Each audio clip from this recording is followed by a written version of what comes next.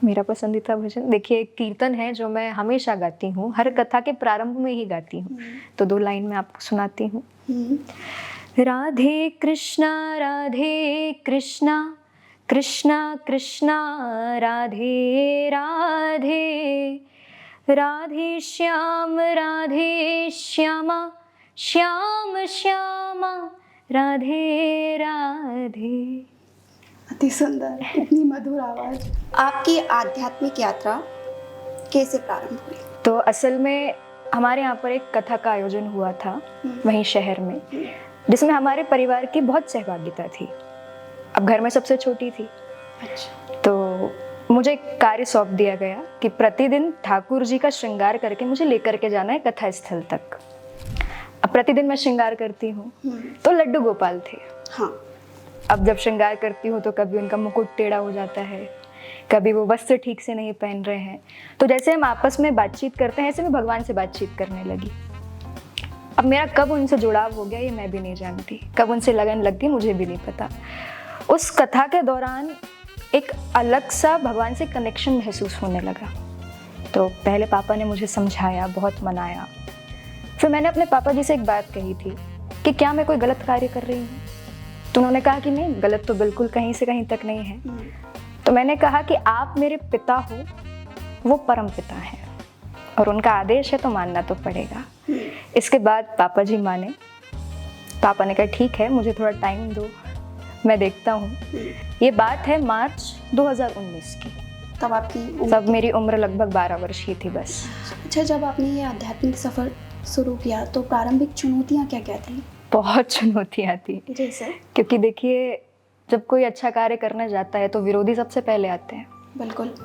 तो शुरू में बहुत से लोग हंसे, बहुत मजाक भी उड़ाया, बहुत कुछ कहा, बुरा भरा भी कहा, पर मन में एक दृढ़ विश्वास था। क्योंकि मेरे पापा मुझे हमेशा एक बात कहते हैं जो मैं आप सभी से भी कहना चाहती हूँ कि कभी भी बोलकर जवाब मत दीजिए, अपने कर्मों से जवाब दीजिए कि सामने वाला रिटर्न में कुछ बोल ही ना पाए। हाँ। तो मन में एक की बात थी कि लोग कह रहे हैं, क्योंकि लोगों का काम है कहना। तो विरोध भी बहुत हुआ, लेकिन हर कदम पर मेरे माता पिता मेरे साथ खड़े रहे, तो इसलिए आज मैं यहाँ पर। 12 साल की उम्र जब बच्चा खेलता है, मस्ती करता है, उस टाइम पे आपका इस ओर रुख तो कैसा रहा? मतलब आपको कभी मन नहीं होता था कि बच्चे खेल रहे हैं, जब आप अपने अध्ययन कर रहे हो, आप कथा वाचन कर रहे हो? तो हाँ, शुरू में जब बहुत ज़्यादा मेहनत इत्यादि करना रहता था तो मेरे साथ वाले खेलते हुए देखते हैं मैंने, पर वो कहते हैं ना, कुछ पाने के लिए कुछ खोना पड़ता है, पर मेरे अनुसार कुछ पाने के लिए बहुत कुछ खोना पड़ता है। बहुत कुछ खोया है मैंने अपना बचपना भी खोया है। तो कहते हैं प्रभु स्वयं कि निर्मल मन जन सो मोहि पावा, मोहे कपट छल छिद्र न भावा। आज के समय में हमें भगवान के दर्शन क्यों नहीं हो रहे? क्योंकि हम दिखावा कर रहे हैं। आप एक बात बताइए, यदि आप सोच रहे हैं कि आपका बच्चा गलत रास्ते पर जा रहा है तो हाथ तो आपका ही है ना पीछे उसके। बिल्कुल। अच्छा, जंक फूड को लेकर भी बहुत चीज़ें बोली जाती है। हमारे बच्चे, हम भी खाते हैं, ये कितना नुकसानदायक है? नुकसानदायक बहुत है, ये सभी जानते हैं। ये तो साइंटिफिकली भी प्रूव हो चुका है कि कुछ जंक फूड तो ऐसे हैं कि उनके कारण व्यक्ति को कैंसर तक होने लगे हैं। अधिकतर हम न्यूज़ में लोगों के मुंह से सुनते हैं कि सनातन धर्म जो है वो खतरे में है। इसके क्या कारक हो सकते हैं? देखिए, मेरा ये मानना है कि हमारे सनातन धर्म को नुकसान हमारे ही बीच के पंथ पहुंचा रहे हैं। तो मेरा यही कहना है कि धर्म वो है जिससे आपका अंतःकरण शुद्ध होता है। तो धर्म के आड़े राजनीति करना उचित नहीं है। नमस्कार दोस्तों, एक बार फिर से स्वागत है आपका हमारे चैनल वार्तालाप इंडिया में। दोस्तों, आज हम आपकी मुलाकात एक ऐसी प्रेरणा मूर्ति से करवा रहे हैं जिन्होंने अपने ज्ञान से लाखों दिलों को छुआ तथा ये अपने आध्यात्मिक संदेशों से, संस्कृति से लोगों के दिलों पे राज करती है, जिन्हें लोग प्यार से छोटी जया किशोरी भी कहते हैं। नमस्कार अनन्या। राधे राधे आप सभी को। सबसे पहले मेरा राधे राधे। प्रारंभ से प्रारंभ करते हैं जी। आपकी आध्यात्मिक यात्रा कैसे प्रारंभ हुई? देखिए, मैं आपको शुरू से बताती हूँ ये बात करीब तब की है जब मैं 12 वर्ष की थी। और शुरू से ही हमारा जो परिवार है वो बहुत धार्मिक आध्यात्मिक रहा है। जो वातावरण था वो बड़ा धार्मिक रहा है। और कहते हैं ना कि बच्चा जो बचपन से देखता है बड़े होकर वही करता है। तो असल में हमारे यहाँ पर एक कथा का आयोजन हुआ था वहीं शहर में, जिसमें हमारे परिवार की बहुत सहभागिता थी। अब घर में सबसे छोटी थी। अच्छा। तो मुझे एक कार्य सौंप दिया गया कि प्रतिदिन ठाकुर जी का श्रृंगार करके मुझे लेकर के जाना है कथा स्थल तक। अब प्रतिदिन मैं श्रृंगार करती हूँ तो लड्डू गोपाल थे। हाँ। अब जब श्रृंगार करती हूँ तो कभी उनका मुकुट टेढ़ा हो जाता है, कभी वो वस्त्र ठीक से नहीं पहन रहे हैं। तो जैसे हम आपस में बातचीत करते हैं ऐसे मैं भगवान से बातचीत करने लगी। अब मेरा कब उनसे जुड़ाव हो गया ये मैं भी नहीं जानती, कब उनसे लगन लग गई मुझे भी नहीं पता। उस कथा के दौरान एक अलग सा भगवान से कनेक्शन महसूस होने लगा। कथा विश्राम के कुछ समय बाद ही अब मेरे मन में आने लगा है कि कथा कितना अच्छा होता है सुनना, कितना अच्छा लगता है। तो देखिए, मैं ये नहीं कहती कि मुझे भगवान ने स्वप्न में दर्शन दे दिए, क्योंकि ये बात साइंटिफिकली भी प्रूफ है कि हम रात में जो सोचते हैं वही हमें सपने में दिख जाता है। तो मेरे मन में ये बात बहुत दिन से चल रही थी कि मैं भी ऐसा कर सकती हूँ। तो एक दिन मैं रात में स्वप्न में मुझे ऐसे संकेत मिले कि भगवान मुझसे कह रहे हैं आप इसी कार्य के लिए बने हो। और ये बात है ब्रह्म मुहूर्त की। अब मेरे पापा जी का नियम है कि वो प्रतिदिन सुबह मॉर्निंग वॉक पे जाते हैं। जैसे मुझे स्वप्न आया मैं सबसे पहले उठ के पापा के पास आई। तो पापा जा रहे हैं, मैंने रोका, मैंने कहा पापा मुझे आपसे कुछ बात करना है। पापा ने कहा बेटा इतनी सुबह? मैंने कहा नहीं नहीं अभी बात करना है, मैं मॉर्निंग वॉक से आ जाता हूँ फिर बात कर लेंगे। मैंने कहा नहीं अभी मम्मी के उठने से पहले बात करना है। तो पापा ने कहा बोलो क्या हुआ। मेरे शब्द सीधे यही थे कि मुझे कथा करना है। पापा 2 मिनट चुप रहे पहले तो, क्योंकि देखिए हर माता पिता के स्वप्न होते हैं अपने बच्चों को लेकर कि हमारा बच्चा डॉक्टर बने, इंजीनियर बने। तो ऐसे मेरे घर वालों के भी कुछ स्वप्न थे मेरे प्रति। पापा ने कहा अचानक से? मैंने कहा मुझे ठाकुर जी ने कहा है कि मैं इस कार्य के लिए बनी हूँ। तो पहले पापा ने मुझे समझाया, बहुत मनाया। फिर मैंने अपने पापा जी से एक बात कही थी कि क्या मैं कोई गलत कार्य कर रही हूँ। उन्होंने कहा बिल्कुल नहीं, क्योंकि देखिए माता पिता का एक दायित्व होता है, यदि बच्चा गलत कर रहा है तो रोकेंगे, हाँ, सही कर रहा है तो साथ देंगे। तो उन्होंने कहा कि नहीं गलत तो बिल्कुल कहीं से कहीं तक नहीं है।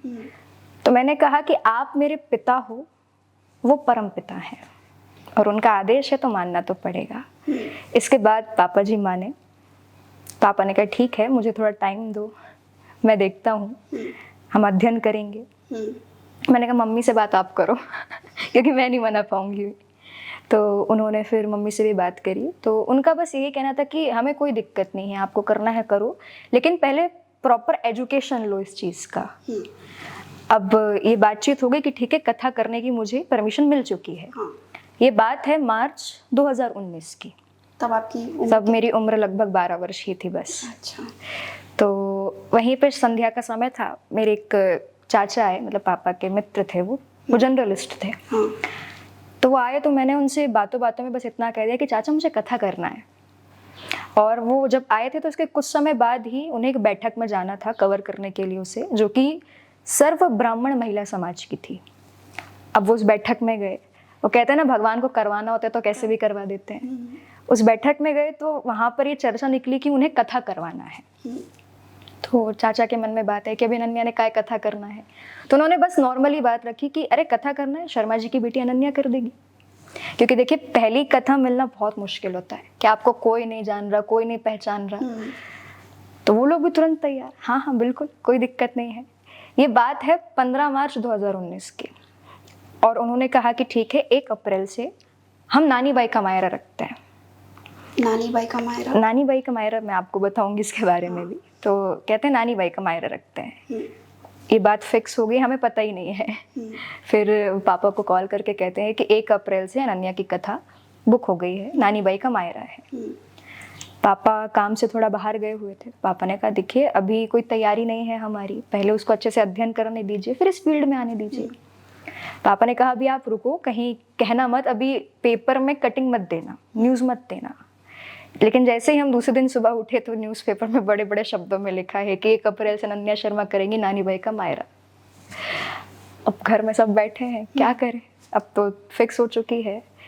तो फिर 17 मार्च हो गई यही सब बातें करते करते। फिर हमने सोचा कि ठीक है, यदि भगवान की यही इच्छा है तो यही सही। तो 17 मार्च से हमने अध्ययन करना प्रारंभ करा, और करीब जब मैं 12 वर्ष की थी तो लगभग एक सिटिंग में 8-8, 10-10 घंटे तक बैठकर हमने अध्ययन करा है, क्योंकि म्यूज़िक की प्रैक्टिस भी करना होती थी, बोलने की भी करना होती थी। तो मुश्किल से हमें 10-12 दिन का समय मिला था जिसमें हमने तैयारियां करी, और जब प्रारंभ करा तो छोटी भी रही। अब एकदम से मेरे गले पर बहुत जोर पड़ा तो उस टाइम पे फीवर भी आ गया, चांसेस बढ़ गए। इवन डॉक्टर ने ये तक कह दिया था कथा के एक दिन पहले मेरी हालत ऐसी थी कि मेरे मुंह से आवाज़ नहीं आ रही है, तो डॉक्टर ने ये कह दिया था कि आप कथा मत करवाओ, ये नहीं बोल पाएगी। पर जिद थी एक अंदर, करना है। हाँ करना है। तो ऐसा होता था कि जब मैं व्यासपीठ पर बैठती थी तो डॉक्टर पीछे खड़े होते थे कि यदि मुझे कुछ हो रहा है तो वो तुरंत आकर मुझे दवाई देते थे। और जब मैं पहली बार व्यासपीठ पर बैठी तो इसके लिए तो मैं अपने शहर को भी धन्यवाद देना चाहूँगी। बहुत प्यार दिया सिवनी मालवा ने।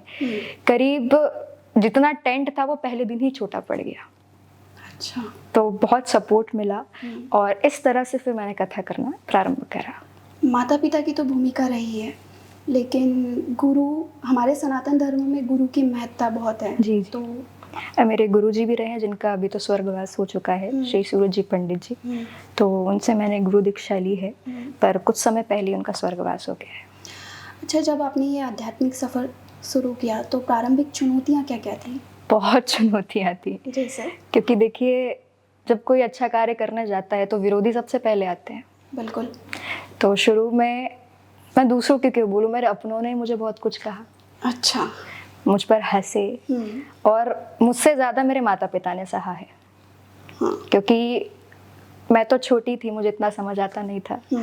तो बहुत से लोग हंसे, बहुत मजाक भी उड़ाया, बहुत कुछ कहा, बुरा भरा भी कहा, पर मन में एक दृढ़ विश्वास था। क्योंकि मेरे पापा मुझे हमेशा एक बात कहते हैं जो मैं आप सभी से भी कहना चाहती हूँ कि कभी भी बोलकर जवाब मत दीजिए, अपने कर्मों से जवाब दीजिए कि सामने वाला रिटर्न में कुछ बोल ही ना पाए। हाँ। तो मन में एक की बात थी कि लोग कह रहे हैं, क्योंकि लोगों का काम है कहना। तो विरोध भी बहुत हुआ, लेकिन हर कदम पर मेरे माता पिता मेरे साथ खड़े रहे, तो इसलिए आज मैं यहाँ पर। सामाजिक दबाव क्या क्या रहा है? सामाजिक दबाव पर मैंने इतना ध्यान नहीं दिया, क्योंकि जैसा मैंने कहा कि मुझे प्रारंभ में इतना कुछ पता भी नहीं रहता था, छोटी सी उम्र थी मेरी।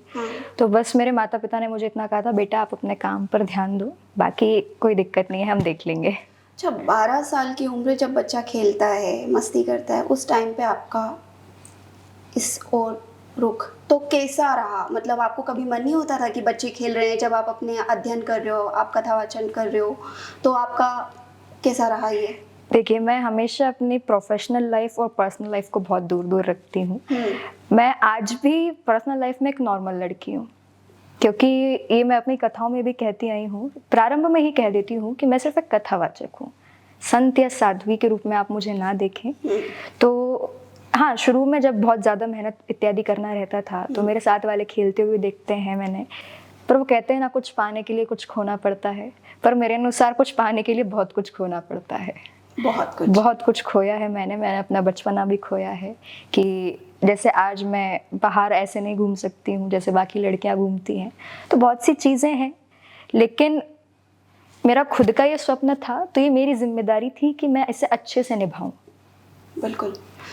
अच्छा, आपकी पढ़ाई भी साथ में चल रही थी, तो इस बीच कैसे संतुलन स्थापित किया आपने?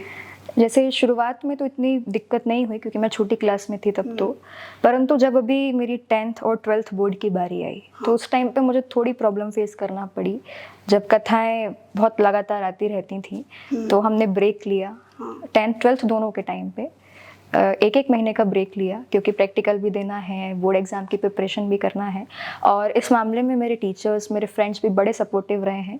जब मैं कथा में रहती हूँ तो थोड़ा बहुत रात में मुझे समय मिल जाता था, आधा घंटा 1 घंटा जैसा भी मिलता है, तो वो निकाल करके मैं अपने दोस्तों से पूछती हूँ, वो मुझे नोट्स भेजते हैं, कुछ डाउट होता है टीचर से क्लियर कर लेती हूँ। सबने बहुत सपोर्ट करा, और जब मैं वो 1 महीने आई तो उस बीच में भी मेरे बहुत सारे सपोर्टर्स थे वहाँ पे, जो मुझे बता रहे थे कि नहीं ऐसा होगा, इसको ऐसे पढ़ो, तो गाइडेंस मुझे प्रॉपर मिलता रहा। हाँ, प्रॉब्लम्स फेस करनी पड़ी, पर थोड़ी बहुत।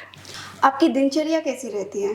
देखिए, कथा के समय तो वैसे बहुत व्यस्त होता है। शुरू जब सुबह हम उठते हैं तो सबसे पहले मेरा नियम है, मैं ध्यान करती हूँ। इसके पश्चात स्नान इत्यादि करने के बाद पूजा पाठ।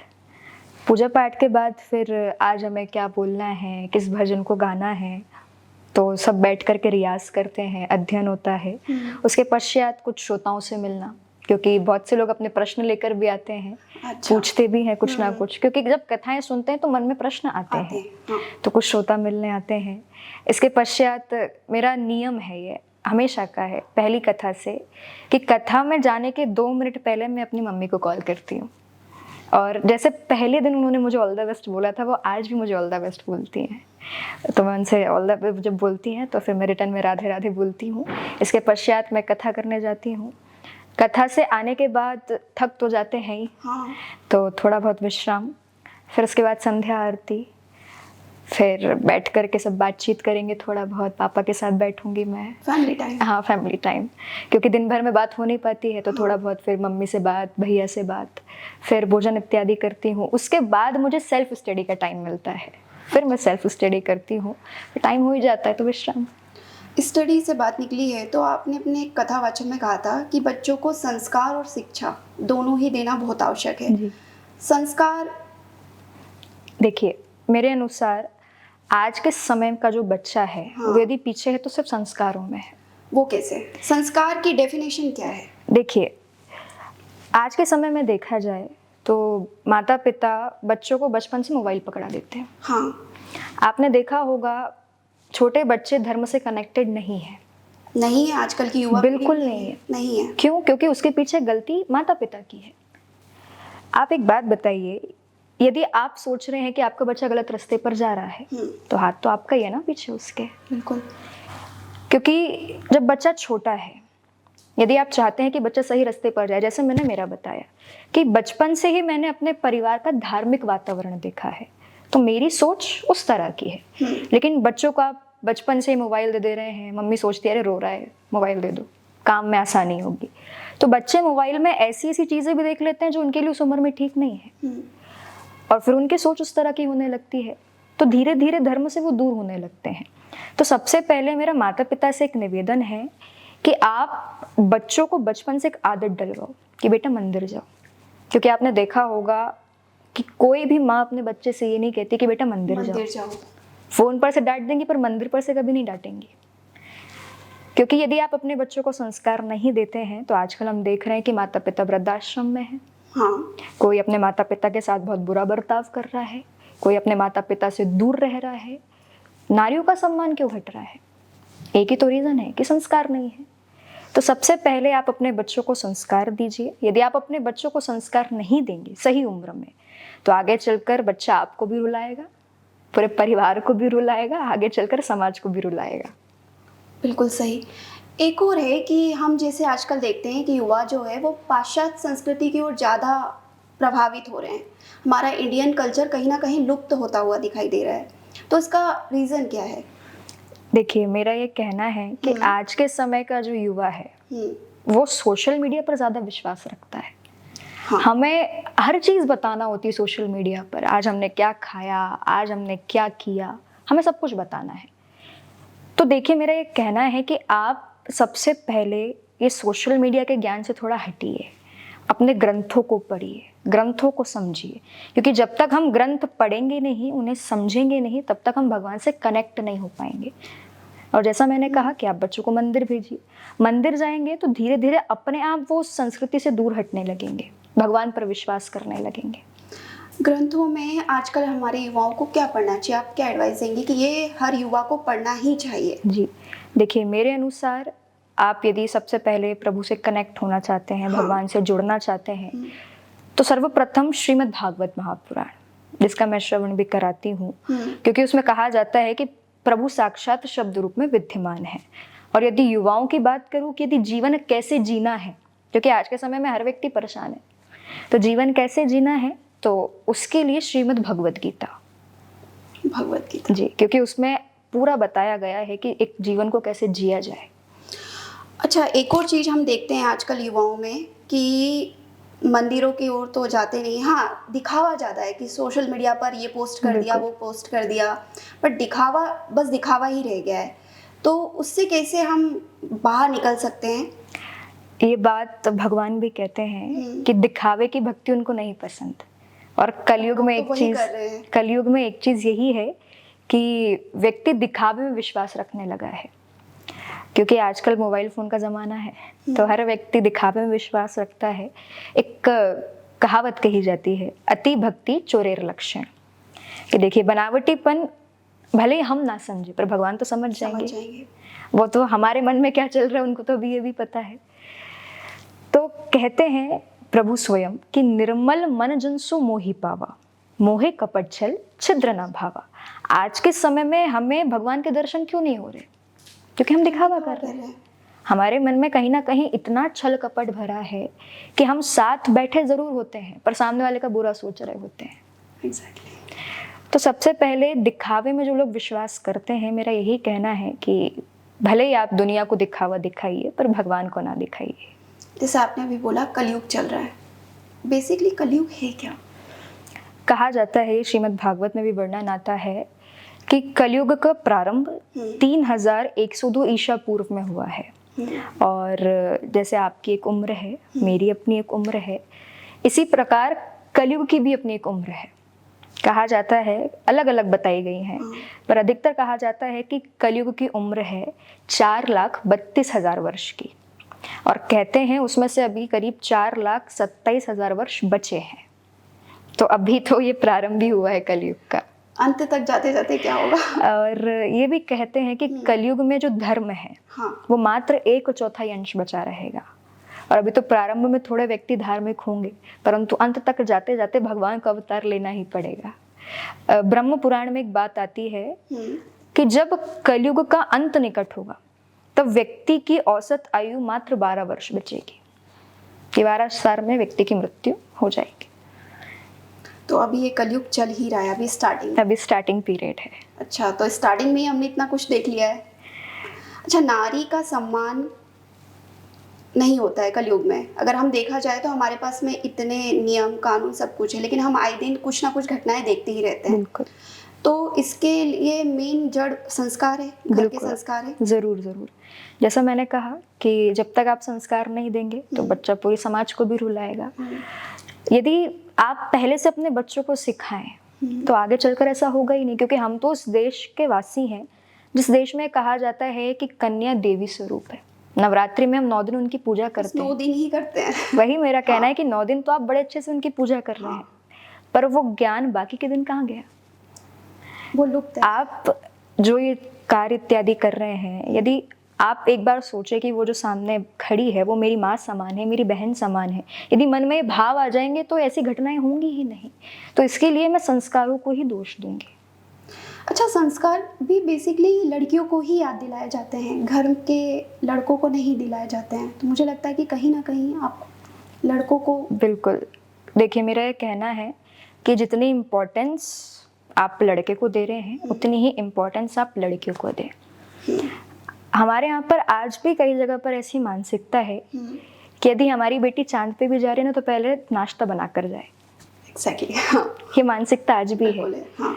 कि लड़कियों को ये समझ लिया जाता है। वैसे बहुत से लोग आजकल ये सोच के नहीं है, पर फिर भी बहुत सी जगह भी ऐसी हैं जहाँ ये सोच है, मानसिकता है कि सोचते हैं ये लड़की है, लड़की को तो काम करवाना है, जब विवाह की उम्र होगी तो विवाह कर देंगे। ये तो पराये घर की है, क्योंकि बेटी को पहले से ही बोल दिया जाता है कि तुम पराये घर की हो। तो बेटी के मन में कहीं ना कहीं आता है कि अरे मेरा तो कोई नहीं है, मेरा घर कौन सा है। ससुराल जाऊंगी तो मुझसे कहेंगे कि तुम्हारा तो मायका है, मायके में रहूंगी तो कहेंगे तुम्हारा घर ससुराल है। पर ये लड़के से क्यों नहीं कहा जाता? कभी नहीं कहेंगे। तो कहीं ना कहीं गलती तो हमारी है ना कि हम भेदभाव कर रहे हैं, लड़के को इम्पोर्टेंस दे रहे हैं। मेरा ये कहना है जितने इम्पोर्टेंट आपके लिए आपका बेटा है उतनी ही इम्पोर्टेंट आपकी बेटी होना चाहिए। क्योंकि देखिए, पुत्र प्राप्ति भाग्य से होती है पर पुत्री प्राप्ति सौभाग्य से होती है। अच्छा, सोशल मीडिया की बात करते हैं हम। तो सोशल मीडिया में बहुत सारी चीज़ें हैं, जैसे कि कई कथावाचकों का हम वायरल वीडियो देखते हैं, उनके बारे में बहुत कुछ सुनते हैं। जैसे फिलहाल ही अनिरुद्धाचार्य के बारे में हमने बहुत कुछ सुना। उससे अभी बीच में प्रेमानंद महाराज जी का कोई स्टेटमेंट वायरल हो रहा था। तो ये आपको क्या लगता है कि ये सोशल मीडिया आपके लिए नुकसानदायक है या फिर? देखिए, सोशल मीडिया हमारे लिए कहीं ना कहीं नुकसानदायक भी है और कहीं ना कहीं एडवांटेज भी है, क्योंकि डिसएडवांटेज एडवांटेज हर चीज़ के होते हैं। एडवांटेज इसीलिए क्योंकि हमारी बात जल्दी से जल्दी बहुत सारे लोगों तक पहुंच जाती है, हर व्यक्ति जानने लगता है। और डिसएडवांटेज इसीलिए क्योंकि लोग ट्रोल भी बहुत जल्दी करते हैं, बहुत एक एक शब्द पर ध्यान देते हैं। और आजकल तो एआई का ज़माना है, थोड़े बहुत शब्द तोड़े मरोड़े, अर्थ का अनर्थ किया और ट्रोल कर दिया। तो सोशल मीडिया के एडवांटेज भी हैं और डिसएडवांटेज भी हैं। तो लोग ट्रोल करते हैं, लोगों का काम है ट्रोल करना। आपके साथ कभी कोई ऐसी घटनाक्रम हुई है? ज़रूर, मेरे साथ भी होता रहता है। मतलब मुझे सुनने में आता है, गलत फहमियाँ भी सुनती हूँ मैं मेरे बारे में बहुत सी। तो मैं सोचती हूँ ठीक है, उनका ये काम है, उनका ये व्यवसाय है, थोड़े पैसे वो भी कमा लें। अच्छा, एक और बात निकलती है, जैसे हम बहुत भ्रामक जानकारियाँ होती है कि भाई कथावाचक है, ये लोगों को बोलते हैं कि भौतिक चीज़ों से दूर रहिए, लेकिन खुद लग्जरियस बैग लेकर घूमते हैं। बागेश्वर धाम के बारे में भी अभी बोला गया था, जय किशोरी के बारे में भी बोला गया था। तो आप इस बारे में क्या कहना चाहेंगी? देखिए, सबकी अपनी निजी जिंदगी है। हाँ। और जैसा भी मैंने कहा, मैं स्वयं की बात यदि करूं तो मैं ये कहती हूँ कि आप मुझे बस एक कथावाचक के रूप में देखिए। मैं ये नहीं बताती कि मैं संत हूँ, साध्वी हूँ। हाँ, यदि मैं संत साध्वी होती तो मेरा जीवन अलग होता। यदि मैं कथावाचक हूँ तो मेरी लाइफ फिर एक नॉर्मल लाइफ भी हो सकती है। लेकिन यदि आप ये बता रहे हैं कि आप संत हैं, साधु हैं और फिर इस तरह के कार्य कर रहे हैं, तो ये ठीक नहीं है। बिल्कुल सही है। नहीं, बहुत ट्रोलिंग होती ही रहती है। बिल्कुल होती है। अच्छा, जब आपका आध्यात्मिक सफ़र स्टार्ट हुआ तो आप कौन सी ऐसी वस्तु है, कौन सी ऐसी चीज़ है जिससे सबसे ज़्यादा प्रभावित हुई कि नहीं ये तो ठीक है कि इसे तो मेरे को अपने जीवन में उतारना ही है? देखिए, मैं सबसे पहले तो ये कहूँगी कि मैं श्री कृष्ण को अपनी प्रेरणा मानती हूँ, ठाकुर जी को अपनी प्रेरणा मान करके हर कार्य करती हूँ। और मेरे मन में बस एक यही बात रहती है कि मैं कैसे अपनी बात ज़्यादा लोगों तक पहुँचा सकूँ। मेरा ये मानना है कि यदि मेरे कारण एक भी व्यक्ति धर्म के प्रति झुक गया तो मेरा कथा करना सफल है। तो मेरे मन में बस एक यही बात रहती है जिसको लेकर के मैं कथा करती। अच्छा, ठीक है। आप कृष्ण भगवान की बात कर रहे हैं, तो कृष्ण भगवान को आप किस रूप में सबसे ज़्यादा पसंद करेंगी? एक पिता के रूप में, एक गुरु के रूप में, या फिर भगवान? मैं सबसे पहले तो ये कहूँगी कि वो मेरे बहुत अच्छे दोस्त हैं। अच्छा। क्योंकि यदि आप प्रेम भी करना चाहते हैं तो सबसे पहले भगवान से कीजिए, मेरा तो यही कहना है। क्योंकि श्री कृष्ण से अच्छी मित्रता निभाना भी कोई नहीं जानता। उन्होंने जैसे बात निकलती है तो सुदामा जी पर अपना सर्वस्व लुटा दिया था। तो मैं उनको अपना सबसे पहले तो मित्र मानती हूँ। हाँ, मैं उनको राखी भी ज़रूर बांधती हूँ, पर भाई से पहले वो मेरे एक मित्र हैं। क्योंकि हमें हमारे दोस्तों से बात करने के लिए सोचना नहीं पड़ता। हाँ। कि हमें किस लहजे में बात करना है, हमें क्या बोलना है, क्या नहीं। जो दिल में है सीधे वही बात हमारी जुबान पर आती है। तो इसलिए एक ऐसा कनेक्शन है कि मुझे प्रभु के सामने कुछ नहीं सोचना है। वो मेरे दोस्त हैं, जो मन में आएगा मैं बोलूँगी। अच्छा, भक्ति के मार्ग सबके लिए अलग अलग है। जैसे मेरा ये मानना है कि मैं भगवान के पास जाती हूँ, बस बैठती हूँ। मैं ज़्यादा बिलीव नहीं करती कि बहुत पूजा पाठ, या मेरे को ऐसा लगता है कि मंदिर में जाकर शांति से बैठना, उनसे बात करना। बट समटाइम लोग बोलते हैं कि आप नास्तिक हो क्योंकि आप ज़्यादा पूजा पाठ नहीं करते हो। तो भक्ति के मार्ग अलग अलग होते हैं। तो आपके लिए क्या है कि भक्ति कैसी है? देखिए, मेरा यह कहना है कि आप ज़रूरी नहीं है 24 घंटे माला जाप करते रहिए। और ये कलयुग है, कलयुग का व्यक्ति कर भी नहीं सकता, नहीं कर सकता। मेरा ये कहना है कि यदि आप 2 मिनट भी भगवान को दे रहे हैं, पर वो 2 मिनट अच्छे से दीजिए।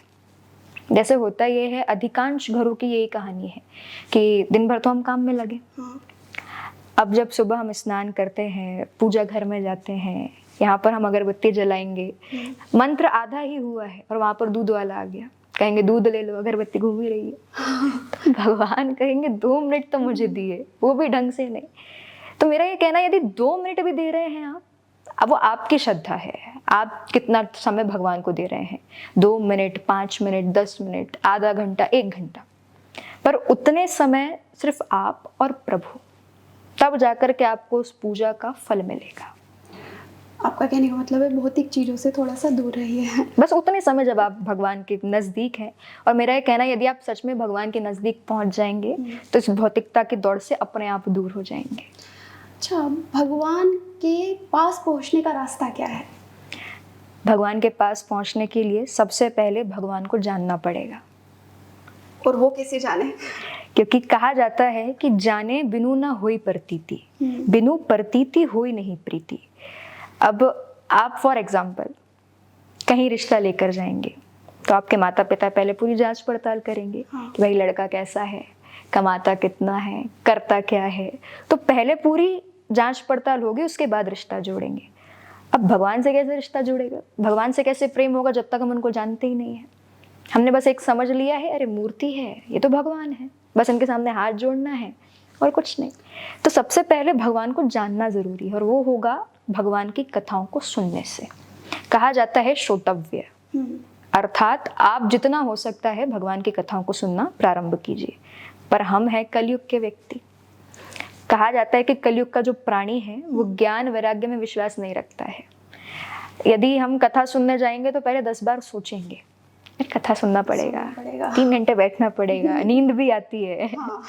तो ये मन बड़ा निष्ठुर है, ये मन हर तरफ मुड़ जाएगा।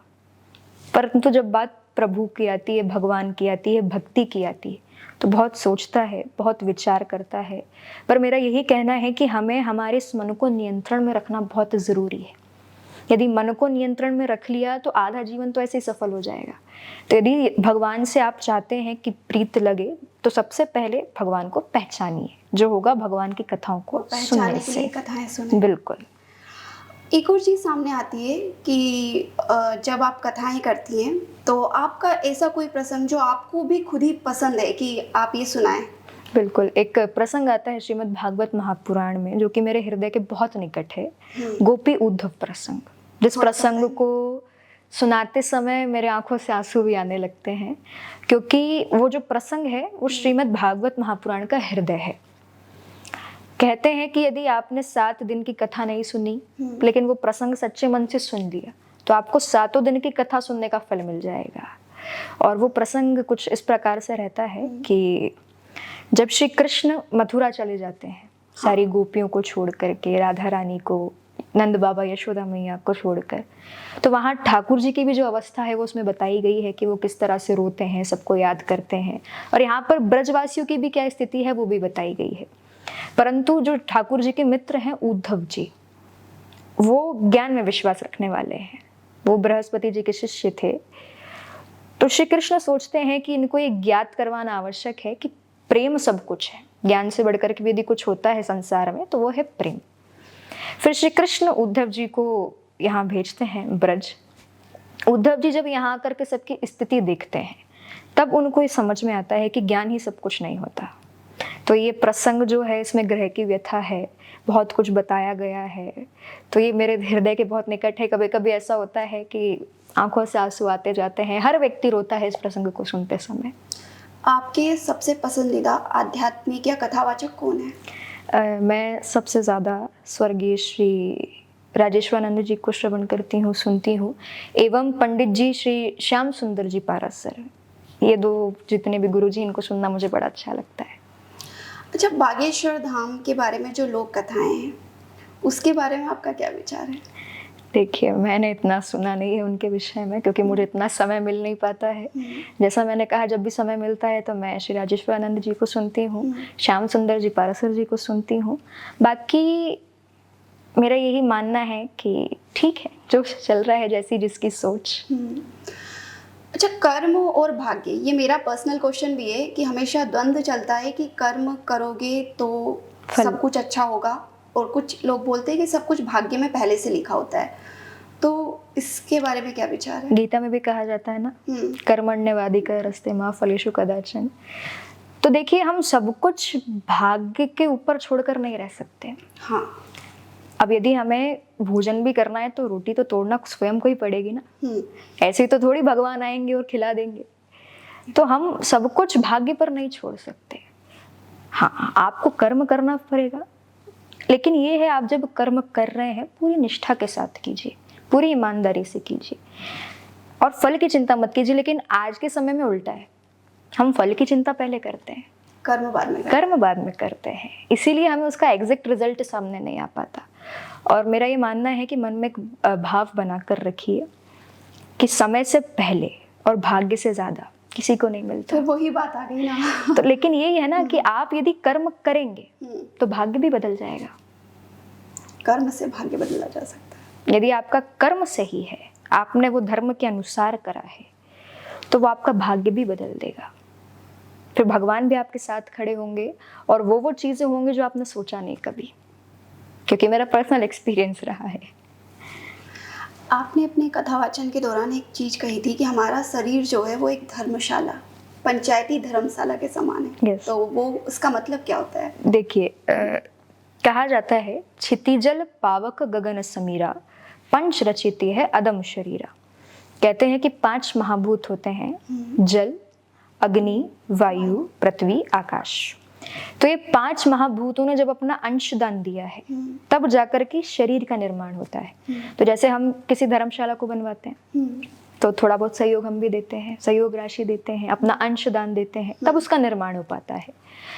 अब मैंने इसीलिए शरीर को एक पंचायती धर्मशाला कहा कि जैसे हम उस धर्मशाला में जब तक की बुकिंग है तब तक ही रह सकते हैं, तब तक ही रह सकते हैं। अब जिस दिन बुकिंग समाप्त हुई, अब चाहे आपका मन हो या ना हो, आपको खाली करना पड़ेगा, आपको छोड़कर जाना पड़ेगा। ऐसे ही ये शरीर, आप इस शरीर में हमेशा वास नहीं कर सकते। जिस दिन वहां से बुलावा आएगा, अब चाहे आप प्रिपेयर्ड हो ना हो, आपको ये छोड़कर जाना पड़ेगा। और जैसे जब धर्मशाला बन रही है, पहले वो इतनी सुंदर नहीं दिखेगी, लेकिन जब उस दीवार के ऊपर हम प्लास्टर कर देंगे, पेंट कर देंगे, पुट्टी कर देंगे, तो वही दीवार हमें सुंदर दिखने लगती है। तो ऐसे ये शरीर है, इस शरीर के अंदर बहुत सारी गंदगियां भरी हुई हैं, मल, मूत्र, कफ, स्नायु इत्यादि। लेकिन उसके ऊपर प्रभु ने एक त्वचा रूपी सुंदर आवरण चढ़ा दिया और हम इससे अशक्ति हो जाती है, इससे मोह हो जाता है। तो ऐसी बहुत सी बातें हैं जिन कारण से मैं इस शरीर को एक पंचायती धर्मशाला कहती हूँ। एक और बात कहा है आपने कि जैसा अन्न वैसा मन, कि जैसा खाओगे अन्न वैसा होगा मन। ये बात बिल्कुल सच है। ये हमारे संत भी कहते हैं कि जिस भी समय आप भोजन बना रहे हैं तो उस समय आपका मन से ही होना बहुत आवश्यक है। सात्विकता का ध्यान रखना बहुत ज़रूरी है, क्योंकि होता ये है कभी कभी हम क्रोध में भोजन बना रहे हैं, लड़ाई करी है तो क्रोध में बना रहे हैं, हमें समझ नहीं आता, परंतु उसका असर जब व्यक्ति उसको ग्रहण करता है तो सीधे उसके मन पर पड़ता है। तो इसीलिए जब भी भोजन बनाए तो भगवान का नाम लेकर बनाइए, भगवान के भजन करते हुए बनाइए, ताकि उसका असर सही पड़े। शाकाहारी और मांसाहारी में अधिकतर हम देख रहे हैं कि भारत में भी मांसाहारियों की संख्या बढ़ती जा रही है, कि तो मतलब नुकसानदायक तो है ही, लेकिन आपके मन को कैसे असंतुलित करता है, ये आप बताएंगे? देखिए, मांसाहार जैसा सभी जानते हैं कि हमारी सेहत के लिए भी बहुत हानिकारक है। और हमारे धर्म में तो हम जीवों की पूजा करते हैं, जैसे गौ माता ने तो हमने माता का भी दर्जा दिया हुआ है। और मांसाहार में हमें जीव हत्या करना पड़ती है, जीव हत्या का पाप भी लगता है। और दूसरी बात, जब आप उस भोजन को ग्रहण करते हैं तो आपका मन भी हिंसक होता जाता है। वहीं यदि आप शुद्ध शाकाहारी भोजन ग्रहण करते हैं तो आपका मन भी पवित्र रहता है, शुद्ध रहता है, क्योंकि जैसा खाओगे अन्न वैसा होगा मन। अच्छा, जंक फूड को लेकर भी बहुत चीज़ें बोली जाती है। हमारे बच्चे, हम भी खाते हैं, ये कितना नुकसानदायक है? नुकसानदायक बहुत है, ये सभी जानते हैं। ये तो साइंटिफिकली भी प्रूव हो चुका है कि कुछ जंक फूड तो ऐसे हैं कि उनके कारण व्यक्ति को कैंसर तक होने लगे हैं। तो मेरा ये कहना है कि पूरी तरह से कोई बंद नहीं कर सकता, परंतु माँ के हाथ के खाने की बात अलग है, घर के खाने की बात अलग है। उसमें प्यार है, उसमें आशीर्वाद है, उसमें पवित्रता है, उसमें शुद्धता है। तो जंक फूड जितना हो सकता है अवॉइड कीजिए, क्योंकि माँ के हाथ का खाना दुनिया का सबसे अच्छा खाना है। तो जब भी आप वो ग्रहण करें तो स्वच्छता का भी ध्यान रखें, पवित्रता का भी ध्यान रखें। अच्छा, आपने एक और बात कही है कि अच्छी संगत से भगवान की प्राप्ति हो जाती है। बिल्कुल। तो अच्छी संगत और बुरी संगत कैसे जाने? अब जैसे हमारे माता पिता, हाँ, कभी कभी हम देखते हैं कि बच्चों से कहते हैं कि बेटा उसके साथ मत खेला कर, वो अच्छा नहीं है, तुझे बिगाड़ देगा। क्योंकि माता पिता को पता होता है कि यदि हमारा बच्चा उसके साथ रहेगा तो उसकी आदतें अपने आप आएंगी। क्योंकि हमारे साथ भी होता है, यदि हम भी किसी के साथ बहुत दिन रह लेंगे तो उसके जैसी बोलचाल हो जाएगी, उसके जैसी थिंकिंग हो जाएगी, वैसा सोचने लगेंगे। मारवाड़ी में कहावत आती है कि कालिया के संग गोरिया रहा, कालिया के संग गोरिया रहा, रंग तो दियो कोनी, ढंग जरूर देती है। कि कोई अपना रंग आपको कभी नहीं देगा, पर अपना ढंग सबसे पहले देगा। तो इसलिए कहते भी हैं कि ईश्वर की प्राप्ति यदि करना है, ये बात प्रभु श्री राम ने रामचरितमानस में कही है कि प्रथम भक्ति संतन कर संगा, दूसर रति मम कथा प्रसंगा। कि यदि मेरी प्राप्ति करना है तो संतों के साथ रहो, भगवान के भक्तों के साथ रहो, ताकि मेरी प्राप्ति जल्दी हो। क्योंकि संतों के साथ रहोगे तो आप में भी साधुता आएगी, भगवान के भक्तों के साथ रहोगे तो आप में भी भक्ति आएगी। इसलिए मैं कहती हूँ कि अच्छी संगत होना बहुत ज़रूरी है। सेवा का भाव होना भी ज़रूरी है, जो कि हम देखते हैं कि आजकल लुप्त हो गया है। यहाँ तक कि माँ बाप की सेवा करने में भी आजकल के युवाओं को बहुत सारी प्रॉब्लम्स हैं। तो इससे कैसे निपटा जाए, क्योंकि सेवा का भाव तो हम देख रहे हैं कि लुप्त ही होता जा रहा है। देखिए, मेरे कहना है फिर वही घूम फिर के बात आ गई, संस्कार। बच्चे ऐसा क्यों कर रहे हैं? क्योंकि उन्होंने कभी अपने माता पिता को ऐसा करते देखा है। जैसे आजकल हम देखते हैं कि कुछ अपने बुजुर्गों के साथ बुरा बर्ताव करते हैं, उन्हें वृद्धाश्रम छोड़कर आ जाते हैं। अब घर में छोटे बच्चे भी हैं, वो तो ये देख रहे हैं कि हमारे माता पिता दादा दादी के साथ ऐसा कर रहे हैं, सोचते हैं ठीक है आगे चलकर हमें भी तो यही करना है। तो सबसे पहले ये ज़रूरी है कि माता पिता स्वयं अपने बड़ों का सम्मान करें, ताकि उनके जो बच्चे हैं वो उनका सम्मान करें आगे चल करके। तो सबसे पहले बच्चों को यही आप बताइए कि नहीं, जिस तरह से हमने आपका ध्यान रखा है आगे आपको हमारा ध्यान रखना है। घर की बेसिक परवरिश उसका बहुत महत्व है। इवन आपकी पर्सनालिटी डेवलपमेंट पर आपका जितना भी सपोर्ट है वो माता पिता का ही रहेगा।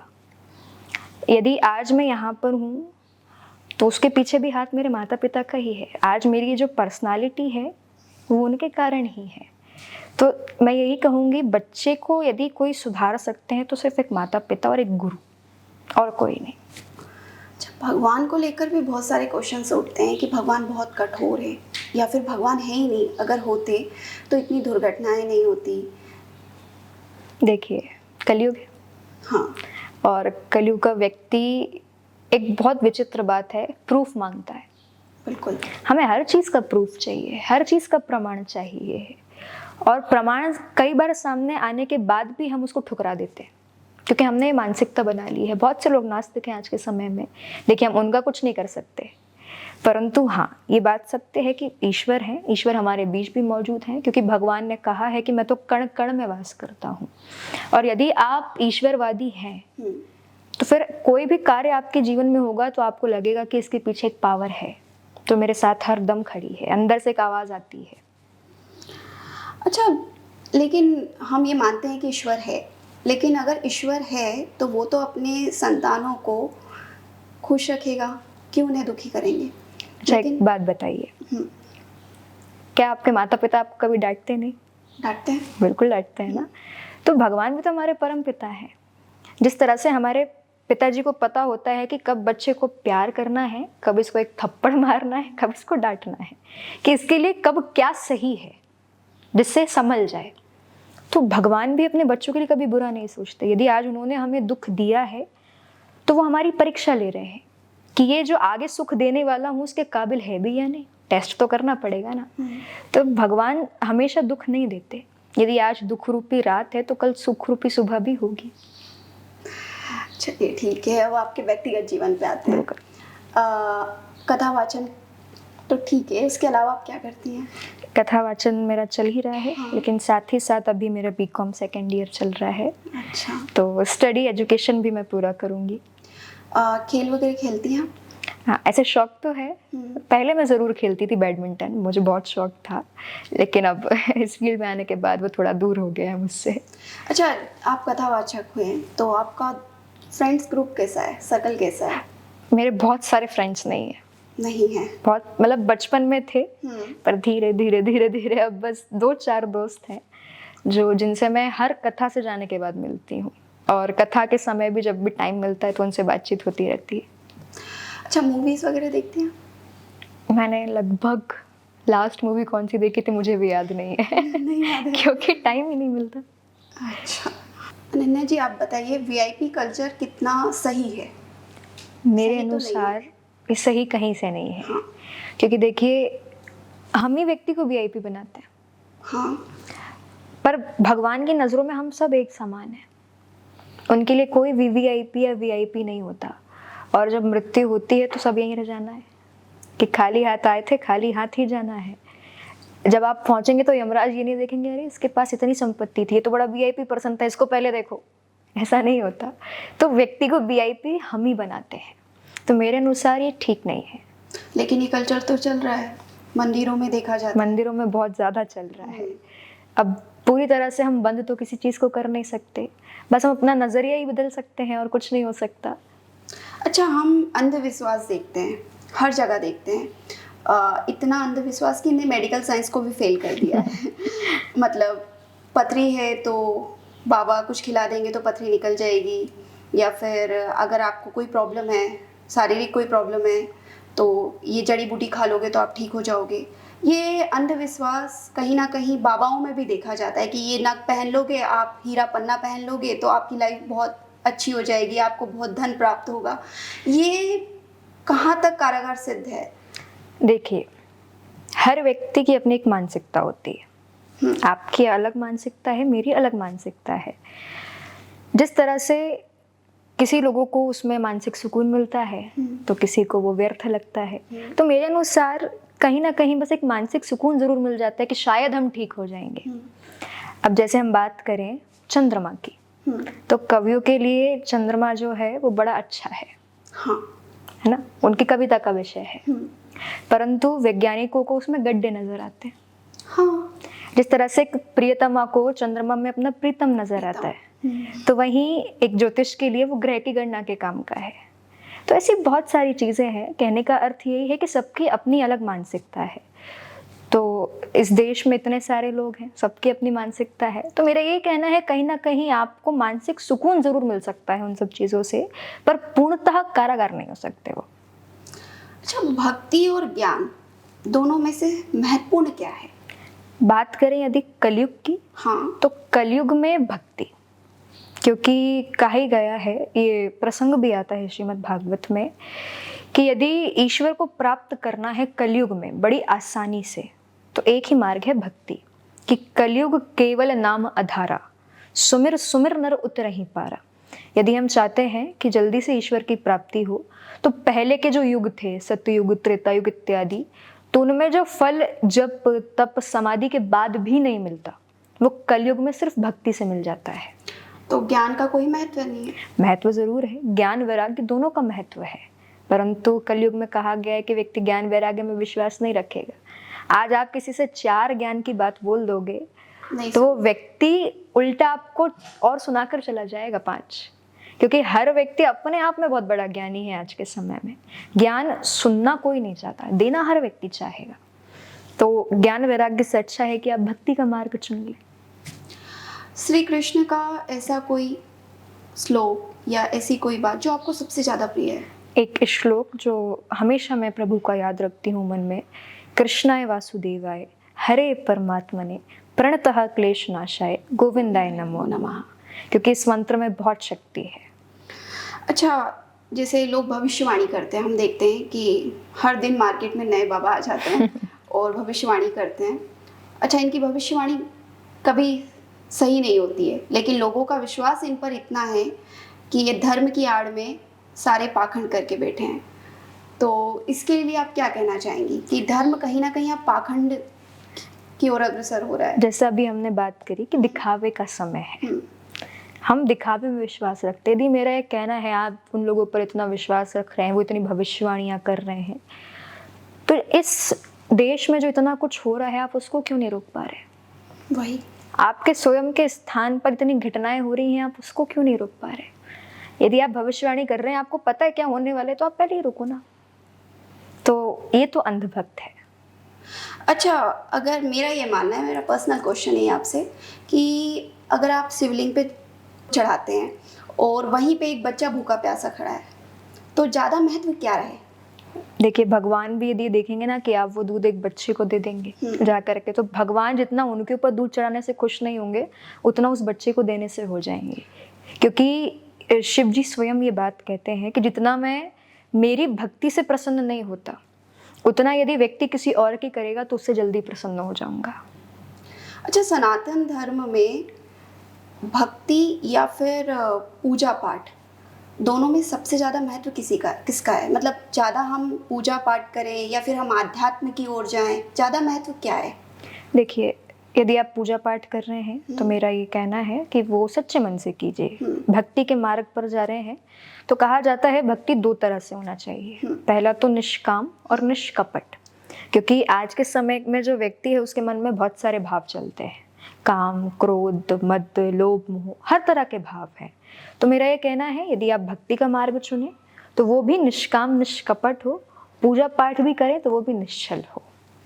अच्छा, जब हम आजकल के युवाओं को देखते हैं बहुत भटके हुए हैं और हम आपको देख रहे हैं उसी एज में, आप बहुत शांत और पूरा आपका ज़िंदगी का राहें क्लियर है कि आपको यही करना है, बट आजकल के युवा बहुत भटके हैं, उनको क्या एडवाइस देना चाहेंगे? कि मेरा उनसे यही कहना है कि जिस तरह से श्री कृष्ण ने गीता में अर्जुन को समझाया था कि सब मोह है, जितने आपके सामने खड़े हैं कोई आपका रिश्तेदार नहीं है, तो लेकिन आज का जो युवा है उसका मोह दूसरी तरफ का है, सोशल मीडिया, मोबाइल फोन। मैं ये नहीं कहती कि इनका उपयोग करना गलत है, आज के समय में हर व्यक्ति कर रहा है, हर व्यक्ति सोशल मीडिया प्लेटफॉर्म पर अवेलेबल है। तो मैं ये नहीं कह रही हूँ कि आप पूर्णतः सब कुछ बंद कर दीजिए, पर एडिक्ट मत बनिए। क्योंकि आज युवा हो चाहे बच्चे हों, छोटे छोटे बच्चों को इतना मोबाइल चलाना आता जितना हमें नहीं आता था। हाँ। तो मेरा यही कहना है कि थोड़ा सा उससे दूरी बनाइए, क्योंकि हमारे लिए सबसे बड़ा मोह वही है आज के समय में। यदि हम उससे थोड़ा भी दूर हट के अपने कार्य पर फोकस करेंगे तो अपना 100% दे पाएंगे। क्या प्रेम से भक्ति के मार्ग को या भगवान को पाया जा सकता है? बिल्कुल पाया जा सकता है। प्रेम कितना इम्पोर्टेंट है? देखिए कहा ही, जैसे मैंने अभी आपको गोपी युद्ध प्रसंग का बताया कि प्रेम से बढ़कर कुछ नहीं कहा है। प्रभु ने सबसे ऊपर प्रेम को रखा है कि सबसे ऊंची प्रेम सगाई। जैसे फॉर एग्जाम्पल यदि आप किसी से बातचीत कर रहे हैं, आप क्रोध में कहोगे तो आपकी लड़ाई हो जाएगी, लेकिन वही बात यदि आप प्रेम से बोलोगे तो आपका काम निकल जाएगा। यहाँ तक कि जानवर भी, पशु पक्षी भी प्रेम की भाषा समझते हैं। तो यदि प्रेम के साथ आप भगवान को रिझाएंगे, भक्ति मार्ग पर चलेंगे तो जरूर प्राप्ति होगी, क्योंकि वैसे ही श्री कृष्ण को तो प्रेम स्वरूप कहा जाता है। अच्छा, आपका पसंदीदा भजन? मेरा पसंदीदा भजन देखिए एक कीर्तन है जो मैं हमेशा गाती हूँ, हर कथा के प्रारंभ में ही गाती हूँ। तो 2 लाइन में आपको सुनाती हूँ। राधे कृष्णा कृष्णा कृष्णा राधे राधे, राधे श्यामा श्याम श्यामा राधे राधे। अति सुंदर, इतनी मधुर आवाज। अच्छा, संगीत के माध्यम से भी भगवान को पाया जा सकता है? बिल्कुल। आपके मैंने स्टेटमेंट देखे हैं कथा वाचन के दौरान, आपने कहा कैसे? देखिए यदि हम भगवान के नाम का स्मरण कर रहे हैं और वो सुरमय होगा तो भगवान और जल्दी सुनेंगे।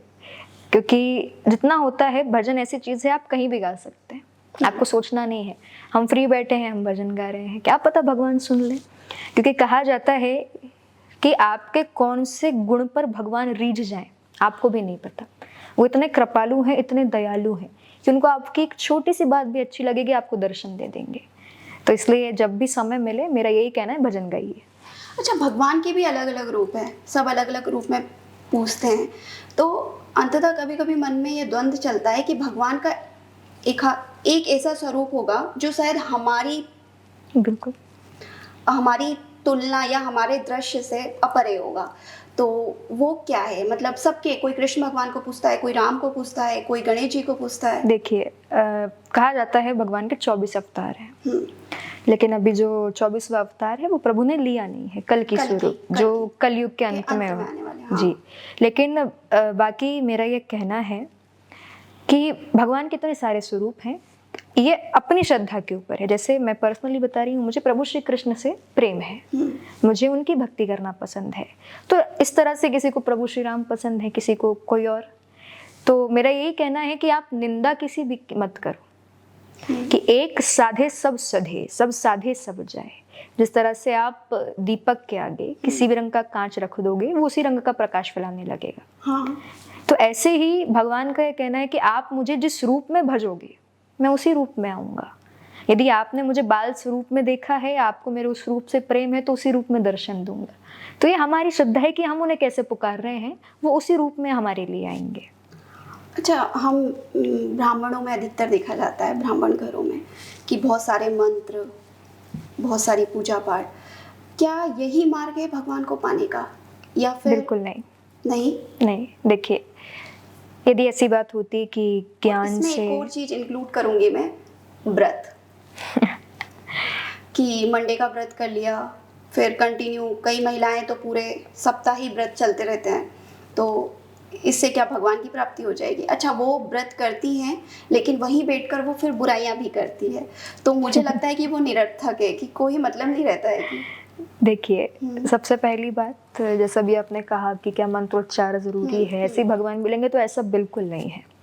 यदि ये बात होती कि ज्ञान से भगवान मिल रहे होते, तो गजेंद्र मोक्ष की कथा आती है कि वो एक हाथी थे, अंत समय में उन्होंने भगवान को पुकारा, भगवान गरुड़ पर सवार होकर आ गए। तो जानवर थे, हाँ। फिर भी भगवान ने दर्शन दिए। यदि ज्ञान की बात होती तो गजेंद्र को दर्शन नहीं होते। ये कई लोग सोचते हैं कि यदि भगवान को प्राप्त करना है तो भाई थोड़ा धनवान होना पड़ेगा, धन की प्राप्ति होना चाहिए। यदि ऐसा होता तो सुदामा जी को भगवान नहीं मिलते। कुछ लोग सोचते हैं, सबसे बड़ी मानसिकता आजकल यही है कि बुढ़ापे में भक्ति करेंगे। हाँ। अरे अभी तो बहुत समय हमारे पास, तो आपको क्या पता कि आपका बुढ़ापा आ भी रहा कि नहीं। आजकल व्यक्ति बैठा बैठा जा रहा है, क्योंकि कलयुग है, या कुछ भी हो सकता है। तो हमें क्या पता कि हमारा बुढ़ापा आएगा भी कि नहीं। और यदि ये उम्र का बंधन होता तो भगवान ध्रुव जी को दर्शन नहीं देते, जो कि एक छोटे बालक थे, उन्होंने सच्चे मन से पुकारा, नारायण चले आए। तो मेरा यही कहना है कि भगवान स्वयं ने बात कही है कि मुझे ये धन, ज्ञान, बल, इन सब की कोई आवश्यकता नहीं है मेरे लिए। यदि मुझे प्राप्त करना है तो बस भाव सही रखो, सच्चे मन से पुकारो। और रही बात व्रत इत्यादि की, भगवान ये भी नहीं कहते मेरे लिए भूखे रहो, बस भाव सही होना चाहिए। जैसा अभी आपने कहा कि व्रत तो रख लेते हैं, पर दिन भर फिर वही सब बातें, तो फिर कहीं ना कहीं उसका वो फल भी नहीं मिल पाता।